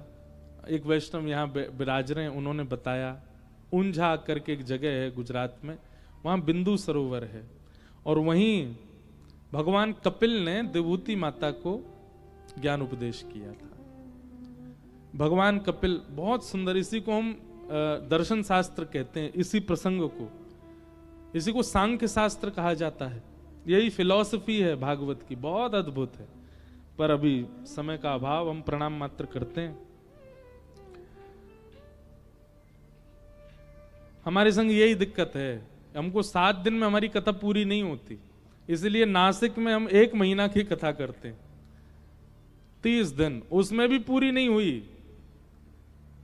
तब हमको एक महापुरुष बोले, बेटा तुम 1 महीना कर लो, चाहे 2 महीना कर लो, चाहे एक हमारी चातुर्मास कथा हो रहा 4 महीने की, एक ही जगह पे 4 महीने की कथा, उसमें भी पूरी होने वाली नहीं है भागवत जी, इतनी विस्तृत है। एक महापुरुष बोले पूरा जीवन भी तुम बोलते रहोगे ना, अगर तुम एक दिन ऐसा संकल्प ले लो, अब हम कथा तब विश्राम करेंगे जिस दिन हमारे प्राण जाएंगे, तब तक कहते ही रहेंगे, तो भी तुम पूरी नहीं कर पाओगे, इतनी विस्तृत है। इसीलिए तो ये पुराण है, कोई किताब नहीं है, कोई ग्रंथ नहीं, क्योंकि हर बार कुछ नवीन है। तो कपिल देवभूति संवाद को प्रणाम। तत्पश्चात ध्रुव चरित्र सुनाया गया। एक नन्हे से बालक को भगवत प्राप्ति हुई। ध्रुव जी के वंश की कथा सुनाई गई। इसी में भूगोल खगोल का वर्णन किया गया, नरकों का वर्णन किया गया, अजामिल उपाख्यान सुनाया गया, जड़ भरत रहुगण का संवाद सुनाया गया। सबको प्रणाम मात्र करते हैं। तत्पश्चात भगवान के एक दैत्य भक्त हुए जिनका नाम था वृत्रासुर, उनके चरित्र सुनाया गया। तत्पश्चात फिर भगवान के एक और दैत्य कुल में भक्त हुए प्रहलाद, प्रहलाद जी का चरित्र सुनाया। नृसिंह भगवान प्रकट हुए, हिरण्यकश्यप का वध किया। त्रिकूट पर्वत की कथा, गजेंद्र मोक्ष की कथा सुनाई गई। और फिर उसके बाद बलि वामन अवतार का प्रसंग सुनाया गया। सबको हम प्रणाम करते हैं। नवम स्कंद में अनेक सूर्यवंशी राजाओं की कथा सुनाई और इसी सूर्यवंश में भगवान श्री राम का प्रादुर्भाव हुआ। बोलो राजा रामचंद्र भगवान की जय। जिस दिन यहां कथा का प्रारंभ हुआ उसी दिन प्रभु श्री राम का स्थापन दिवस था। अयोध्या में राम जी को विराजमान हुए 1 वर्ष हुआ। वैसे तो अनादिकाल से बैठे, पर हम सबको दर्शन देने के लिए 1 वर्ष से विराजे। तो ये वो तिथि भी मंगल है जिस दिन ये कथा प्रारंभ हुई। और हमारे लाल जी का उत्सव जिस दिन प्रारंभ हुआ था 11 जनवरी, उस दिन तिथि से राम जी के विराजमान का समय था। तो ये दोनों कथाएं बड़ी मंगलमयी रही। राम जन्म कर हेतु अनेका, परम विचित्र सब एक देखा। जब जब होई धर्म के हानि, बाढ़हि असुर अधम अभिमानी। तब तब प्रभु धरि विविध शरीरा, हरहि कृपा निज सज्जन पीरा। भगवान श्री राम का प्रादुर्भाव। और 2 अध्यायों में, सबसे छोटी राम कथा है भागवत जी में, 2 अध्यायों में राम कथा सुनाई गई। यही हम प्रभु श्री राम को प्रणाम करते हैं। बोलो राजा रामचंद्र भगवान की। भागवत जी में 1 श्लोक की राम कथा भी है। उसी श्लोक से ही हम राम जी को वंदन कर लें। सब लोग राम जी का स्मरण कर लो। ठाकुर जी का नील वर्ण है, सिर पर सूर्य चक्र के साथ ठाकुर जी ने मुकुट धारण किया, घुंघराले केश हैं, हाथ में धनुष बाण लगे हैं, पीतांबरी पहनी है। और श्री ठाकुर जी का रूप कैसा है उसका चिंतन करते हुए भागवत जी के 1 श्लोक में राम कथा। गुरुवर थे त्यक्त राज्यो व्यचरदनुवनम पद्म पद्भ्याम प्रियाया पाणिस्पर्शा क्षमाभ्याम व्रजत पथरुजो यो हरिन्द्रानुजाभ्याम वैरूप्या शूर्पणख्या प्रिय विरहरुषरोपित भ्रुविजम्भ तस्ताब्धिर्बद्ध सेतु खलदवदहन कौशलेन्द्रोवतान्नः। बोलो राजा रामचंद्र भगवान की जय। राम जी को प्रणाम किया गया। तत्पश्चात चंद्रवंश के राजाओं की कथा सुनाई। और इसी चंद्रवंश में भगवान श्री कृष्ण का प्रादुर्भाव हुआ। परीक्षित चरणों में प्रणाम करते हुए कहते हैं, बोले भगवान, जिन भगवान ने मेरे पूर्वजों की महाभारत में रक्षा की, मेरी मां के गर्भ में आके मेरी रक्षा की, मैं तो उनको देख भी नहीं पाया, उन प्रभु का चरित्र मुझे विस्तार से सुनाओ। बाकी सब आपने सूक्ष्म कर दिया, अच्छा है, पर श्री कृष्ण लीला मुझे विस्तार से सुनाओ। और यहां से अब कृष्ण लीला सुनाना प्रारंभ करते हैं श्री परीक्षित जी महाराज। अब बिल्कुल ध्यानपूर्वक सुनिएगा। पृथ्वी पर बहुत भार बढ़ गया था राक्षसों का। तब भगवान ने देवताओं का आवाहन करते हुए पृथ्वी को आज्ञा की कि बिल्कुल चिंता ना करें। वसुदेव ग्रहे साक्षात भगवान पुरुष पर जनिष्यते तत्प्रियार्थम सभवन्तु सुरस्त्रिय। भगवान ने आज्ञा करके पृथ्वी को बताया कि वसुदेव नाम के क्षत्रिय होंगे मथुरा में, उनके यहां मैं अवतार धारण करूंगा और वहां अवतार लेकर के पृथ्वी का जितना भार है मैं सब नष्ट करूंगा, वैष्णव भक्तों पर कृपा करूंगा। अब आप सब लोग केवल मेरी प्रतीक्षा करो। देवताओं ने जैसी आकाशवाणी सुनी कि भगवान वसुदेव क्षत्रिय के यहां जन्म लेंगे, सब देवता पृथ्वी पर आ गए। कोई कुछ बन के आया, कोई कुछ बन के आया, सब ने आकर के रूप धारण कर लिए। और यहां सूरसेन राजा हैं और सूरसेन के पुत्र का नाम है वसुदेव। वसुदेव जी का विवाह कंस ने अपने चाचा की बेटी से किया। कंस के चाचा कौन? देवक। और देवक की बेटी है देवकी। अपनी बहन का विवाह वसुदेव जी से कंस ने किया। कंस बहुत दुष्ट था, लेकिन आज उसके मन में करुणा आ गई। अपनी बहन को विदा होते देख स्वयं ही रथ चलाने लगा। देवताओं ने आकाशवाणी कर दी, जिस बहन को तुम विदा करने जा रहे हो इन्हीं का अष्टम गर्भ तुम्हारा काल होगा। कंस को यह बात जैसी पता चली, तुरंत अपनी बहन को मारने के लिए तलवार निकाली। वसुदेव जी ने चरणों में प्रणाम करके कहा, जितनी संतान होगी हम सब आपको दे देंगे, पर इनको कुछ मत कहो। वसुदेव जी की बात पर विश्वास करके कंस ने उनको मुक्त किया। प्रथम बालक का जन्म हुआ। कंस ने गोद में लेके कहा कि देखो, पहले से मुझे कोई दिक्कत नहीं, 8वां बालक मेरा काल है, इसको रखो। लेकिन नारद जी ने जाके कहा, बोले देखो तुमने पहला बालक छोड़ दिया, पहले से 8वां कोई भी मार देगा तुमको, किसी को मत छोड़ो। देवता भी चाहते हैं इतना पाप ये कर दे कि ठाकुर जी को आना ही पड़े इसके लिए। 6 बालकों को कंस ने मारा। 7वें बालक के रूप में श्री बलराम जी मारा। आपने द्वारिकाधीश जी में बलराम जी के दर्शन किए? ठाकुर जी के बिल्कुल बगल वाले मंदिर में विराज रहे, बहुत सुंदर लगते हैं। अच्छा, एक बात देखी आपने, द्वारिका में सब द्वारिकाधीश जैसे ही लगते हैं। बलराम जी को देख लो तो, प्रद्युम्न जी को देख लो तो, अनिरुद्ध जी को देख लो तो और द्वारिकाधीश जी के सामने बैठी हैं देवकी मैया, वो भी द्वारिकाधीश ही लगती हैं। ये वैकुंठ का स्वरूप है। ठाकुर जी के धाम में सब ठाकुर जी जैसे ही लगते हैं, सबकी 4 भुजाएं हैं, सब चतुर्भुज रूपधारी। तो बलराम जी आए देवकी मैया के गर्भ में। जैसे ही बलराम जी आए, भगवान को चिंता हुई, बोले कि जो काम हमको करना है वो बलराम जी कर देंगे। ये जन्म लेते ही कंस को मार देंगे, और कंस को अगर बलराम जी ने मार दिया तो फिर हम लीला कैसे करेंगे ब्रज में? हमारी पूरी लीला तो धरी रह जाएगी। हमको तो सारे राक्षस मारने हैं ब्रजवासियों से। मूल उद्देश्य ठाकुर जी का क्या है? मुझे ब्रज जाना है और ब्रजवासियों से प्रेम पाना है।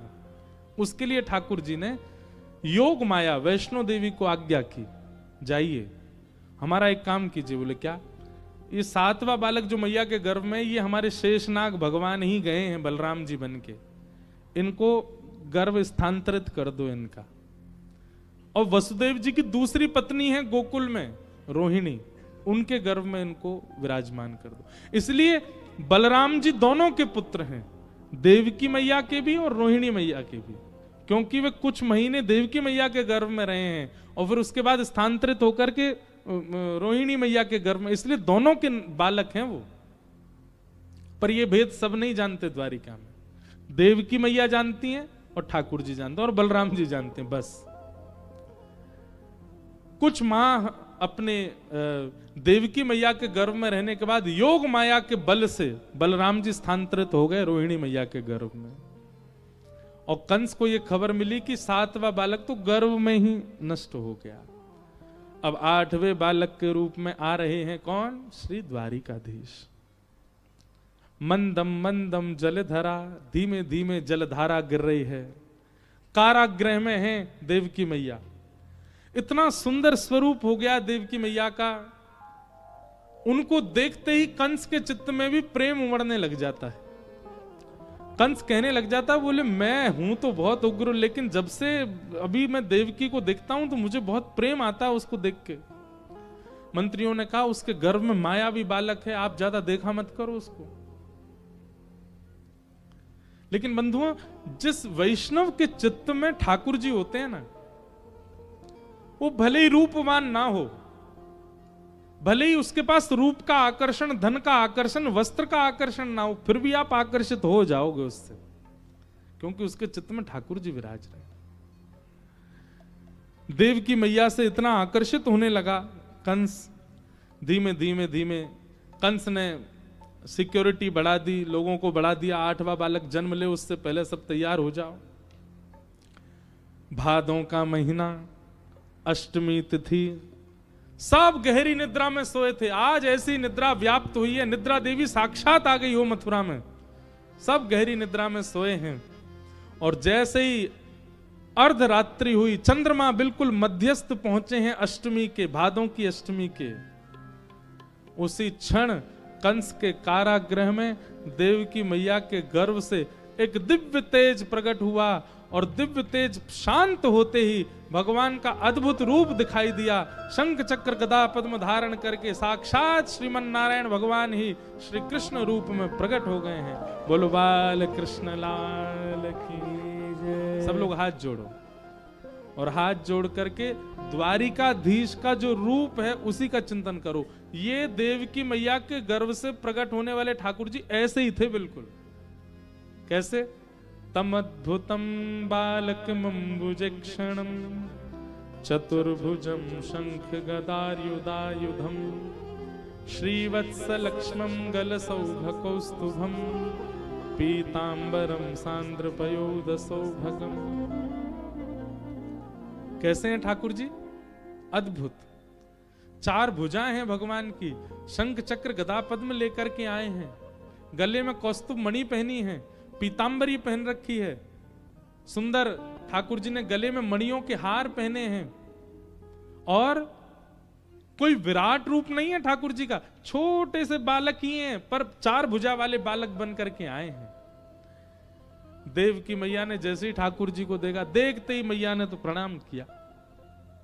ठाकुर जी बोले, मैया बालक का जन्म लेते ही मां गोद में लेती, आप मुझे प्रणाम क्यों कर रही हो? देवकी मैया बोली, क्योंकि आप पापा जी बन के आए हो इसलिए। 4 भुजा वाला कोई बालक होता है? शंख चक्र गदा पद्म गर्व से लेके कौन आता है? कौस्तुभ मणि आप गले में पहन के ऐसे आओ जैसे कहीं ब्याह में जाना है आपको। पीतांबरी पहन के ऐसे कौन सा बालक जन्म लेता बताओ? ठाकुर जी बोले ये तो हम इसलिए आए, महाराज कंस कभी कभी जन्म लेते ही मिल जाते हैं, तो हमने की तो उनको तो फिर देखना पड़ेगा, इसलिए आयुध लेके आए संग में। यशोदा मैया, देवकी मैया बोली अब कंस का ही ध्यान है, हमारा कोई ध्यान नहीं है। आपने ये विचार नहीं किया कि देवकी मैया देखेगी उनके लिए तो मैं वात्सल्य रूप धारण करूं। ये बात कहती ठाकुर जी बोले मैया नाराज मत हो, हम अभी बनना है छोटे बात। ठाकुर जी ने वस्त्र उतार दिए, 2 भुजा अंतर ध्यान कर दी, बिल्कुल नेक्से से बन के खुद ही पौड़ गए गोद में। बोले मैया अब हम विस्मृत कर देते हैं, आपने जो हमारा रूप देगा वो मैया बोली नहीं अंतर ध्यान मत करो, मुझे वो रूप भी पसंद है, क्योंकि गर्व से तो आप वैसे ही प्रकट हुए ना, पर आप 2 भुजा वाले बन के मेरी गोद में आ जाओ। ठाकुर जी नेक्से से बालक बन गए। वसुदेव जी से कहा हम अब जाएंगे ब्रज, और ब्रज में लीला करके फिर हम बड़े होके आएंगे, तब मामा कंस को मारेंगे। इसलिए अभी थोड़ी देर बाद आप हमको यहां से वृंदावन गोकुल ले जाना। वहां यशोदा मैया ने अभी अभी एक लाली को जन्म दिया है, हमको सुला देना, लाली को ला करके महाराज कंस को दे देना। वो लाली नहीं है, योग माया वैष्णो देवी है। वसुदेव जी बोले जो आज्ञा भगवान। और भगवान ने पहले तो देवकी मैया का दुग्ध पान किया, और जैसे ही वसुदेव जी ने ठाकुर जी को उठाया, हथकड़ियां खुल गईं, पैरों की बेड़ियां भी खुल गईं, चट चट सारे ताले खुल गए, सैनिक सब गहरी निद्रा में सोए थे। भगवान बोले ले चलो हमको।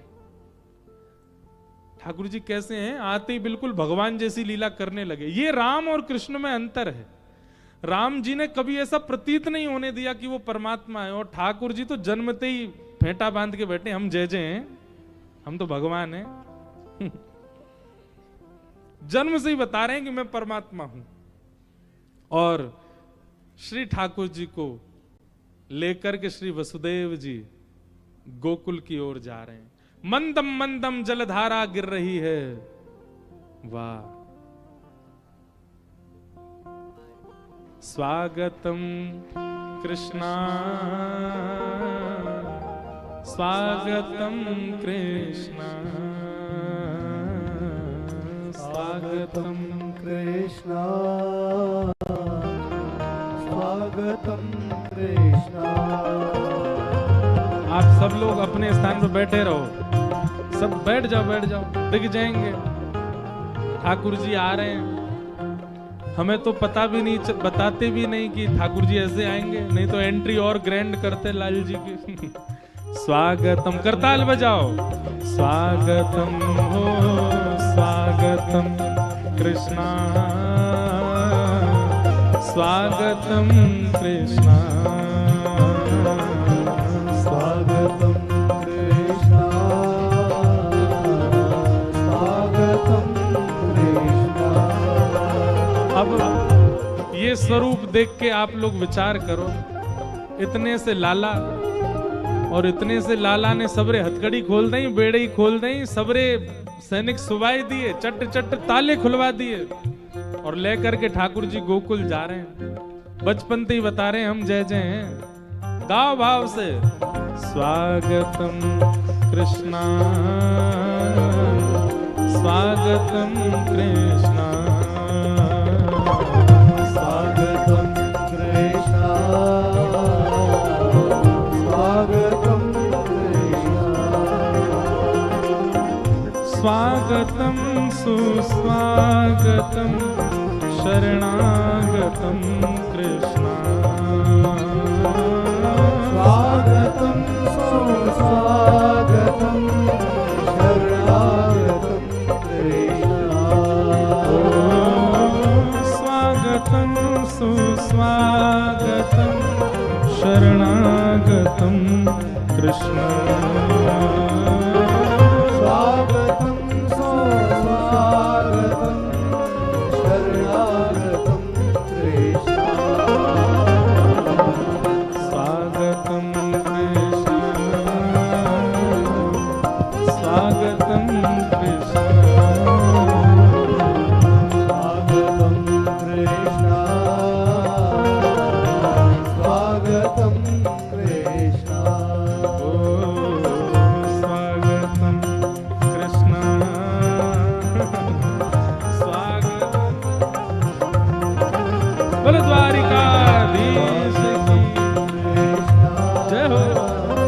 जय जय बाबा। क्या बढ़िया श्रृंगार करके बालक ऐसे ही जन्मे थे ठाकुर जी, पीतांबरी पहन के सब बिल्कुल हैं धारण करके। आशीष दे दो थोड़ो है, बोल दो कछु। सब लोग बैठ जाओ। अच्छा दाऊ दादा भी आए हैं देखो।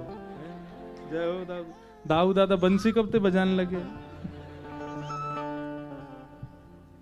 निवृत्त होके आए हो ना, व्यासपीठ पे तो नहीं कर दोगे सब? अच्छा विराज जाओ, आप लोग बैठ जाओ, सब लोग बैठ जाओ। ठाकुर जी महाराज, हाँ नहीं पूछना पड़ता है भैया, अब इनके माता पिता को तो पता होगा ये निवृत्त हुए कि नहीं, हमको तो पूछना ही पड़ेगा। पता चली यहीं गोविंदाय नमो नमः। दधी काना तो हुआ नहीं, यहीं हो गया दधी दधी। हाँ हंस रहे हो हैं? बैठ जाओ, सब लोग विराज जाओ। अच्छा यशोदा मैया बैठो। अभी तो लाल जी अभी तो रास्ता में, अभी पहुंचे नहीं गोकुल। ठाकुर जी लेकर के गोकुल जा रहे हैं वसुदेव जी। गोकुल में भी सब गहरी निद्रा में सोए हैं। यशोदा मैया के कक्ष में प्रवेश करके नंद बाबा ने देखी बगल में नेक्सी सी लाली सोई है। अब भैया देखो कथा ब्रजभाषा में होएगी, समझियो। हाँ नेक्सी सी लाली को लेकर के ब्रजभाषा बोलती हमको देखने लगे। वैसे इनकी कद काठी, मुख की गोलाई बिल्कुल ठाकुर जैसी, बस वर्ण गोरा है इनका, नहीं तो ये पूरे ठाकुर जी हैं। मैया के गोद, मैया के बगल में सुवाई दी और नंद बाबा ने, नेक देर बैठ जाओ चलो, हाँ फिर नाची। यशोदा मैया के बगल से लाली को लेकर के किसी को पता नहीं चला कब कब में ठाकुर जी को सुवाए गए। लाली को लेकर के वसुदेव जी चले गए, कंस को जाके दे दिया। कंस ने बालिका को पृथ्वी पर पटका तो अष्टभुजी देवी भद्रकाली प्रकट हो गई।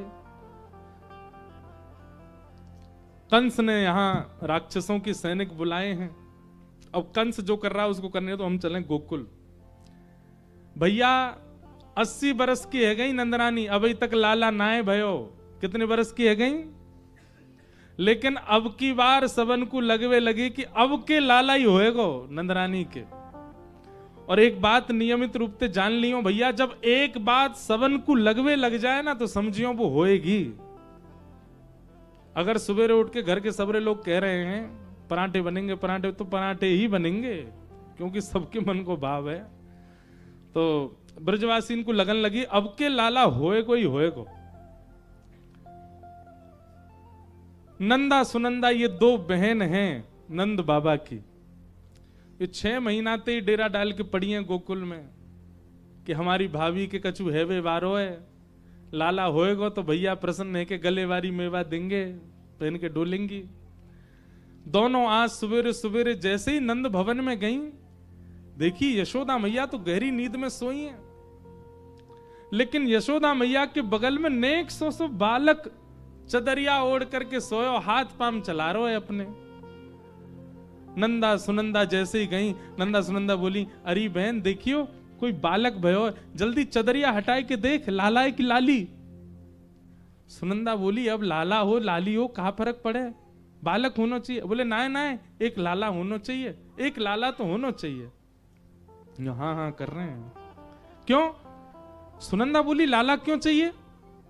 नंदा बोली अरे देख हमें भुआ, और भुआ घर आके अपनी भतीजी ते तो कहेगी ना सामान उठा, हमारे पैर दबा, हमारी आज्ञा मान। लेकिन भतीजे पे तो पूरा जोर चला सके, या हमारे एक लाला तो होना चाहिए। नंदा सुनंदा दोनों ने 21 बार हरिशरणम को जाप कियो, हरिशरणम हरिशरणम हरिशरणम। एक लाला है जाए फिर भले 6 लाली है जाए, एक लाला है जाए। जैसे 21 बार हरिशरणम को जाप करके महाराज जैसे ही चदरिया हटाई है गया है गया है गया है गया है गया है गया है गया है गया है गया है गया। अब तो नंदा सुनंदा कहने लगी है गया, एक दूसरे को मोहब्बत क्यों। अरे अभी हल्ला मत करे, सबसे पहले ये खबर तो जाके नंद बाबा को सुनाएंगी। यही हल्ला करके बता देंगे सबन ने। वाह भैया। है गयो कहते भाई महाराज नंदा सुनंदा दोनों गई, नंद बाबा के पास पहुंची, नंद बाबा को घेर के बोली है गयो। नंद बाबा बोले कहा भयो। नंदा सुनंदा को सुनते भाई हजारों वैष्णव भी ब्रजवासी भी पहुंच गए नंद भवन में। बोले हम भी यही सुनवे आई हैं, भयो कहा है, यही चिल्ला रही है गयो।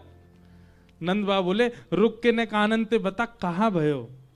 नंदा सुनंदा के नेत्रन में आंसू आ गए और नंद बाबा से बोली आपने इतने ब्रजवासीन की सेवा करी, गौ माता की सेवा करी, इतनो सब संत जनन को भलो कियो और उन सबके फलस्वरूप आपके घर नीलमणि जैसो लाला भयो है। बधाई हो, बधाई हो, बधाई हो। ऐसी रूखी बधाई दे रहे हो, अरे जोर से कहो बधाई हो, बधाई हो, बधाई हो। आहा सब नाचन लगे, गान लगे। महाराज पूरे ब्रजमंडल में उत्सव हैरो है। जाकू भी सुनाई दे रही है कि नंद जी के लाला भयो वही नृत्य कर रहे है। अब देखो एक बात सुनो, चश्मा संभाल करके अपने गले वाली मेवा संभाल के सब लोग नृत्य करियो। द्वारिकाधीश के नगरी में हम लोग नंद उत्सव मना रहे हैं। भूल जाओ न एक देर को कौन हो, कहां से आए हो, बस यूं सोचो ये गोकुल है और हमारे श्री लाल जी प्रकट भए, हम सब उनको उत्सव मना रहे हैं। जियो श्याम लाला, जियो श्याम लाला, पीली तेरी पगड़ी रंग काला। जियो श्याम लाला, जियो श्याम लाला, पीली तेरी पगड़ी रंग काला। ओ जियो श्याम लाला, जियो श्याम लाला, पीली तेरी पगड़ी रंग काला। ओ जियो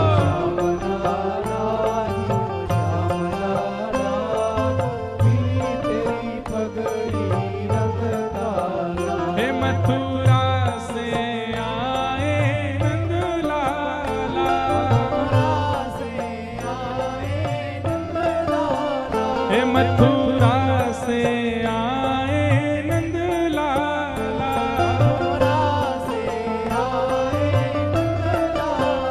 ब्रज की गोपियों से पड़ गया पाला, ब्रज की गोपियों से पड़ गया पाला, ब्रज की गोपियों से पड़ गया पाला, ब्रज की गोपियों से पड़ गया पाला।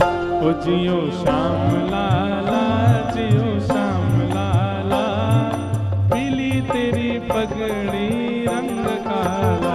जियो श्याम लाला, जियो श्याम लाला, पीली तेरी पगड़ी रंग काला।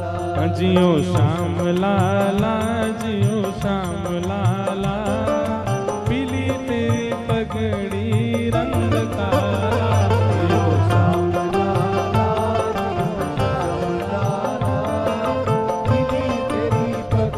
नंद के लाला की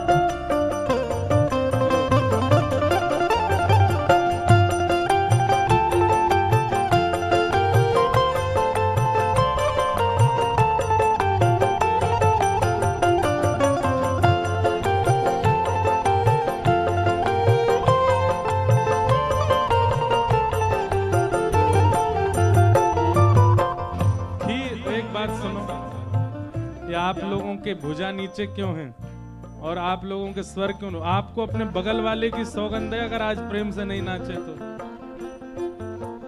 खीर जलेबी पूड़ी लड्डूआ, जलेबी पूड़ी लड्डूआ, खीर जलेबी पूड़ी लड्डूआ, खीर जलेबी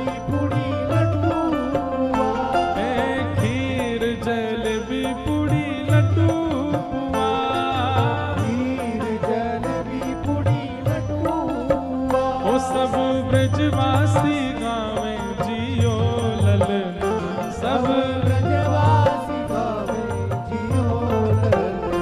ओ सब ब्रजवासी गावे जियो ललना ब्रजवासी गावे जियो ओ जियो जियो जियो श्याम लाला जियो श्याम लाला मिली तेरी पगड़ी रंग जियो श्याम लाला, जियो श्याम लाला, मिली तेरी पगड़ी रंग काला।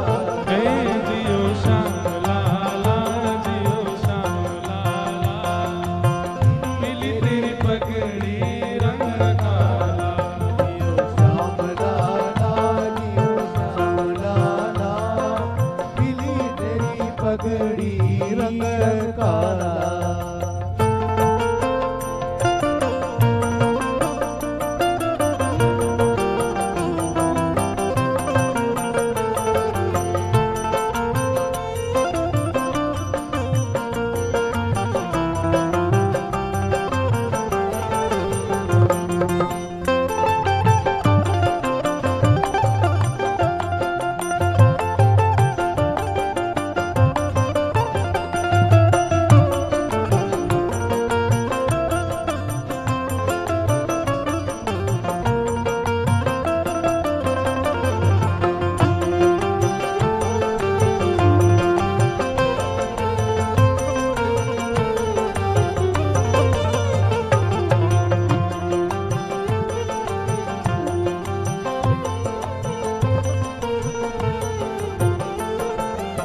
ओ मत रोवे रे लाला हुआ हुआ, मत रोवे लाला हुआ हुआ, मत रोवे रे लाला हुआ हुआ, मत रोवे रे लाला हुआ हुआ। तोहे समझावे रे सुनंदा हुआ, तोहे समझावे रे सुनंदा हुआ, तोहे समझावे रे सुनंदा हुआ, तोहे समझावे रे सुनंदा हुआ। हो जियो श्याम, हो जियो श्याम, हो जियो श्याम लाला, जियो श्याम लाला, पीली तेरी पगड़ी रंग काला। हो जियो श्याम लाला, जियो श्याम लाला, पीली तेरी पगड़ी रंग काला। हो जियो श्याम लाला, जियो श्याम लाला, पीली तेरी पगड़ी रंग काला। जियो श्याम लाला, जियो श्याम लाला, पीली तेरी पगड़ी रंग काला।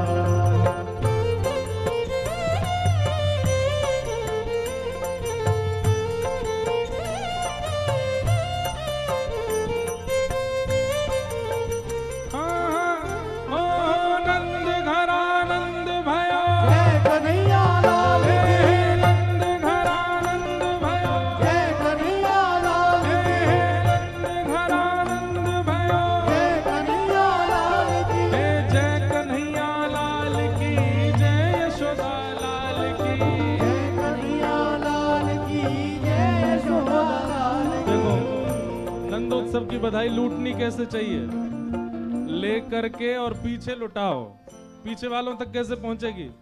इसलिए हम हमारे हाथ तो वहां नहीं पहुंचेंगे, हम आपको दें, आप पीछे लुटाओ और पीछे वाले और पीछे लुटाओ। नंद घरा नंद भयो जय कन्हैया लाल की, नंद घरा नंद भयो जय कन्हैया लाल की, नंद घरा नंद भयो जय कन्हैया लाल की, नंद घरा नंद भयो जय कन्हैया लाल की, जय कन्हैया लाल की जय यशोदा लाल की जय कन्हैया लाल की, जय यशोदा लाल की, जय कन्हैया लाल की जय यशोदा लाल की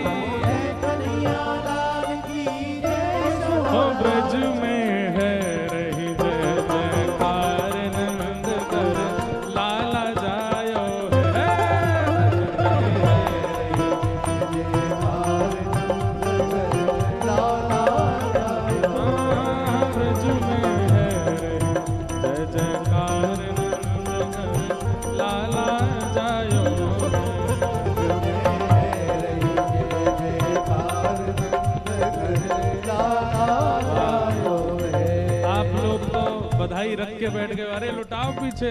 ओ ब्रज में, हाँ ब्रज में, हरि जय हो। ओ ब्रज में है रही जय जयकार नंद घर लाला जायो है। ओ ब्रज में है रही जय जयकार नंद घर लाला जायो। लाला जायो है नंद रानी ने लाला जायो है। लाला जायो है नंद रानी ने लाला जायो है। अरे हाँ लाला जायो है यशोदा ने लाला जायो है। हाँ लाला जायो है यशोदा ने लाला जायो है। ओ ब्रज में भुजा उठाओ दोनों और जोर से कहो जय हो। हो ब्रज में, जय हो। हाँ ब्रज में, हो ब्रज में है जय जयकार नंद घर लाला जायो है।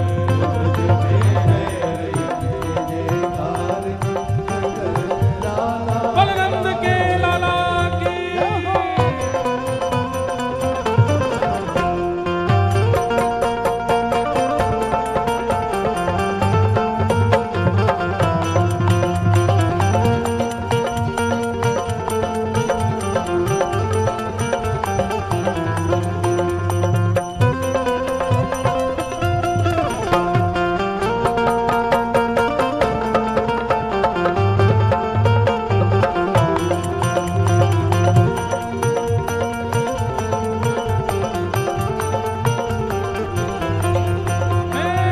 ब्रज 84 कोस में भैया, ब्रज 84 कोस में भैया, ब्रज 84 कोस में भैया, ब्रज 84 कोस में भैया। सब कहें धन्य यशोदा मैया। हे यशोदा मैया, यशोदा मैया, यशोदा मैया, यशोदा मैया, हे यशोदा मैया, यशोदा मैया, सब कहें धन्य यशोदा मैया। 80 साल की आयु में सुत ऐसो जायो है।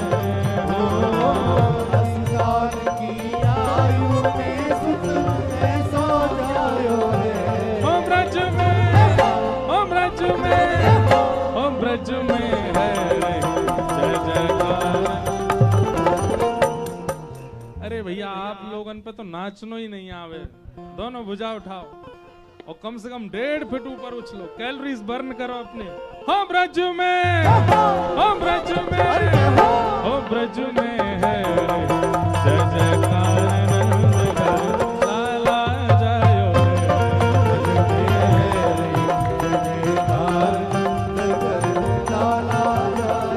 ओ ब्रज में है रे जय जयकार नंद घर लाला जायो है।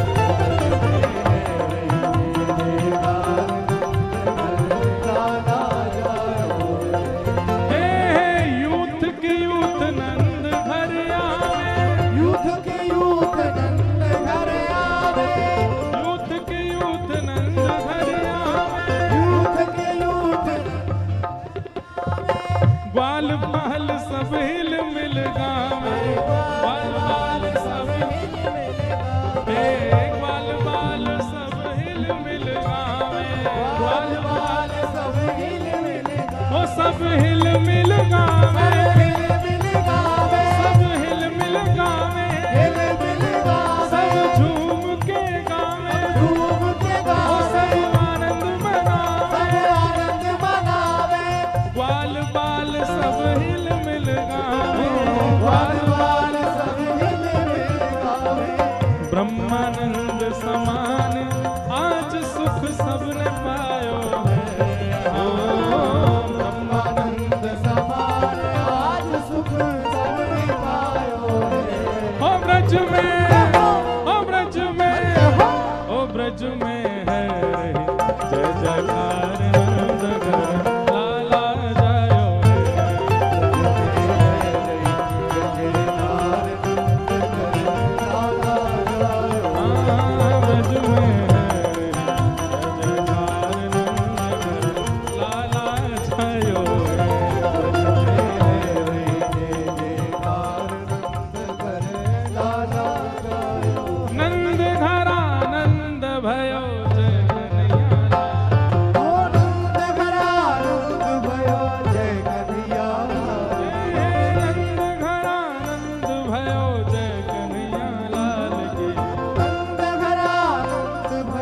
जय कन्हैया जय कन्हैया लाल की, जय यशोदा लाल की, जय कन्हैया लाल की, जय यशोदा लाल की, जय कन्हैया लाल की, जय यशोदा लाल की, जय कन्हैया लाल की, जय यशोदा लाल की। नंद घरा नंद भयो, जय कन्हैया लाल की। ओ नंद घरा नंद भयो, जय कन्हैया आज लाल यहाँ शाम को अभी कथा उत्सव विराम होगा, फिर उसके बाद रात्रि उत्सव भी है। और आज मुंबई से सृष्टि भंडारी आई हैं, इन्होंने हमारे साथ एक भजन भी गाया है, वो भी ये सुनाएंगी रात में। तो आज ये भी आए हैं, फिर सब बंग परिवार प्रसाद पाके फिर रात भर भी उत्सव मनाने वाले हैं। इनका भी खूब खूब स्वागत, अभिनंदन। जय कन्हैया लाल की, जय यशोदा लाल की, जय कन्हैया लाल की, जय यशोदा लाल की, जय कन्हैया लाल की, जय यशोदा लाल की। ओ जय कन्हैया लाल की, जय यशोदा लाल की। ओ नंद घरा नंद भयो, जय कन्हैया लाल की। ओ नंद घरा नंद भयो, जय कन्हैया लाल की। नंद घरा नंद भयो, जय कन्हैया लाल की। ओ नंद घरा नंद भयो, जय कन्हैया लाल की। हे जय यशोदा लाल की, जय कन्हैया लाल की। जय यशोदा लाल की, जय कन्हैया लाल की। हे जय यशोदा लाल की, जय कन्हैया लाल की। जय यशोदा लाल की, जय यशोदा लाल की। नंद घरा नंद भयो, कन्हैया लाल की, जय कन्हैया लाल की, जय कन्हैया लाल की, जय कन्हैया लाल की। द्वारिका में कौन छे, राधारण छोर छे, द्वारिका में कौन छे, राधारण छोर छे, माखन नो चोर छे, राधारण छोर छे, माखन नो चोर छे, राधारण छोर छे, ब्रज नो गोपाल छे,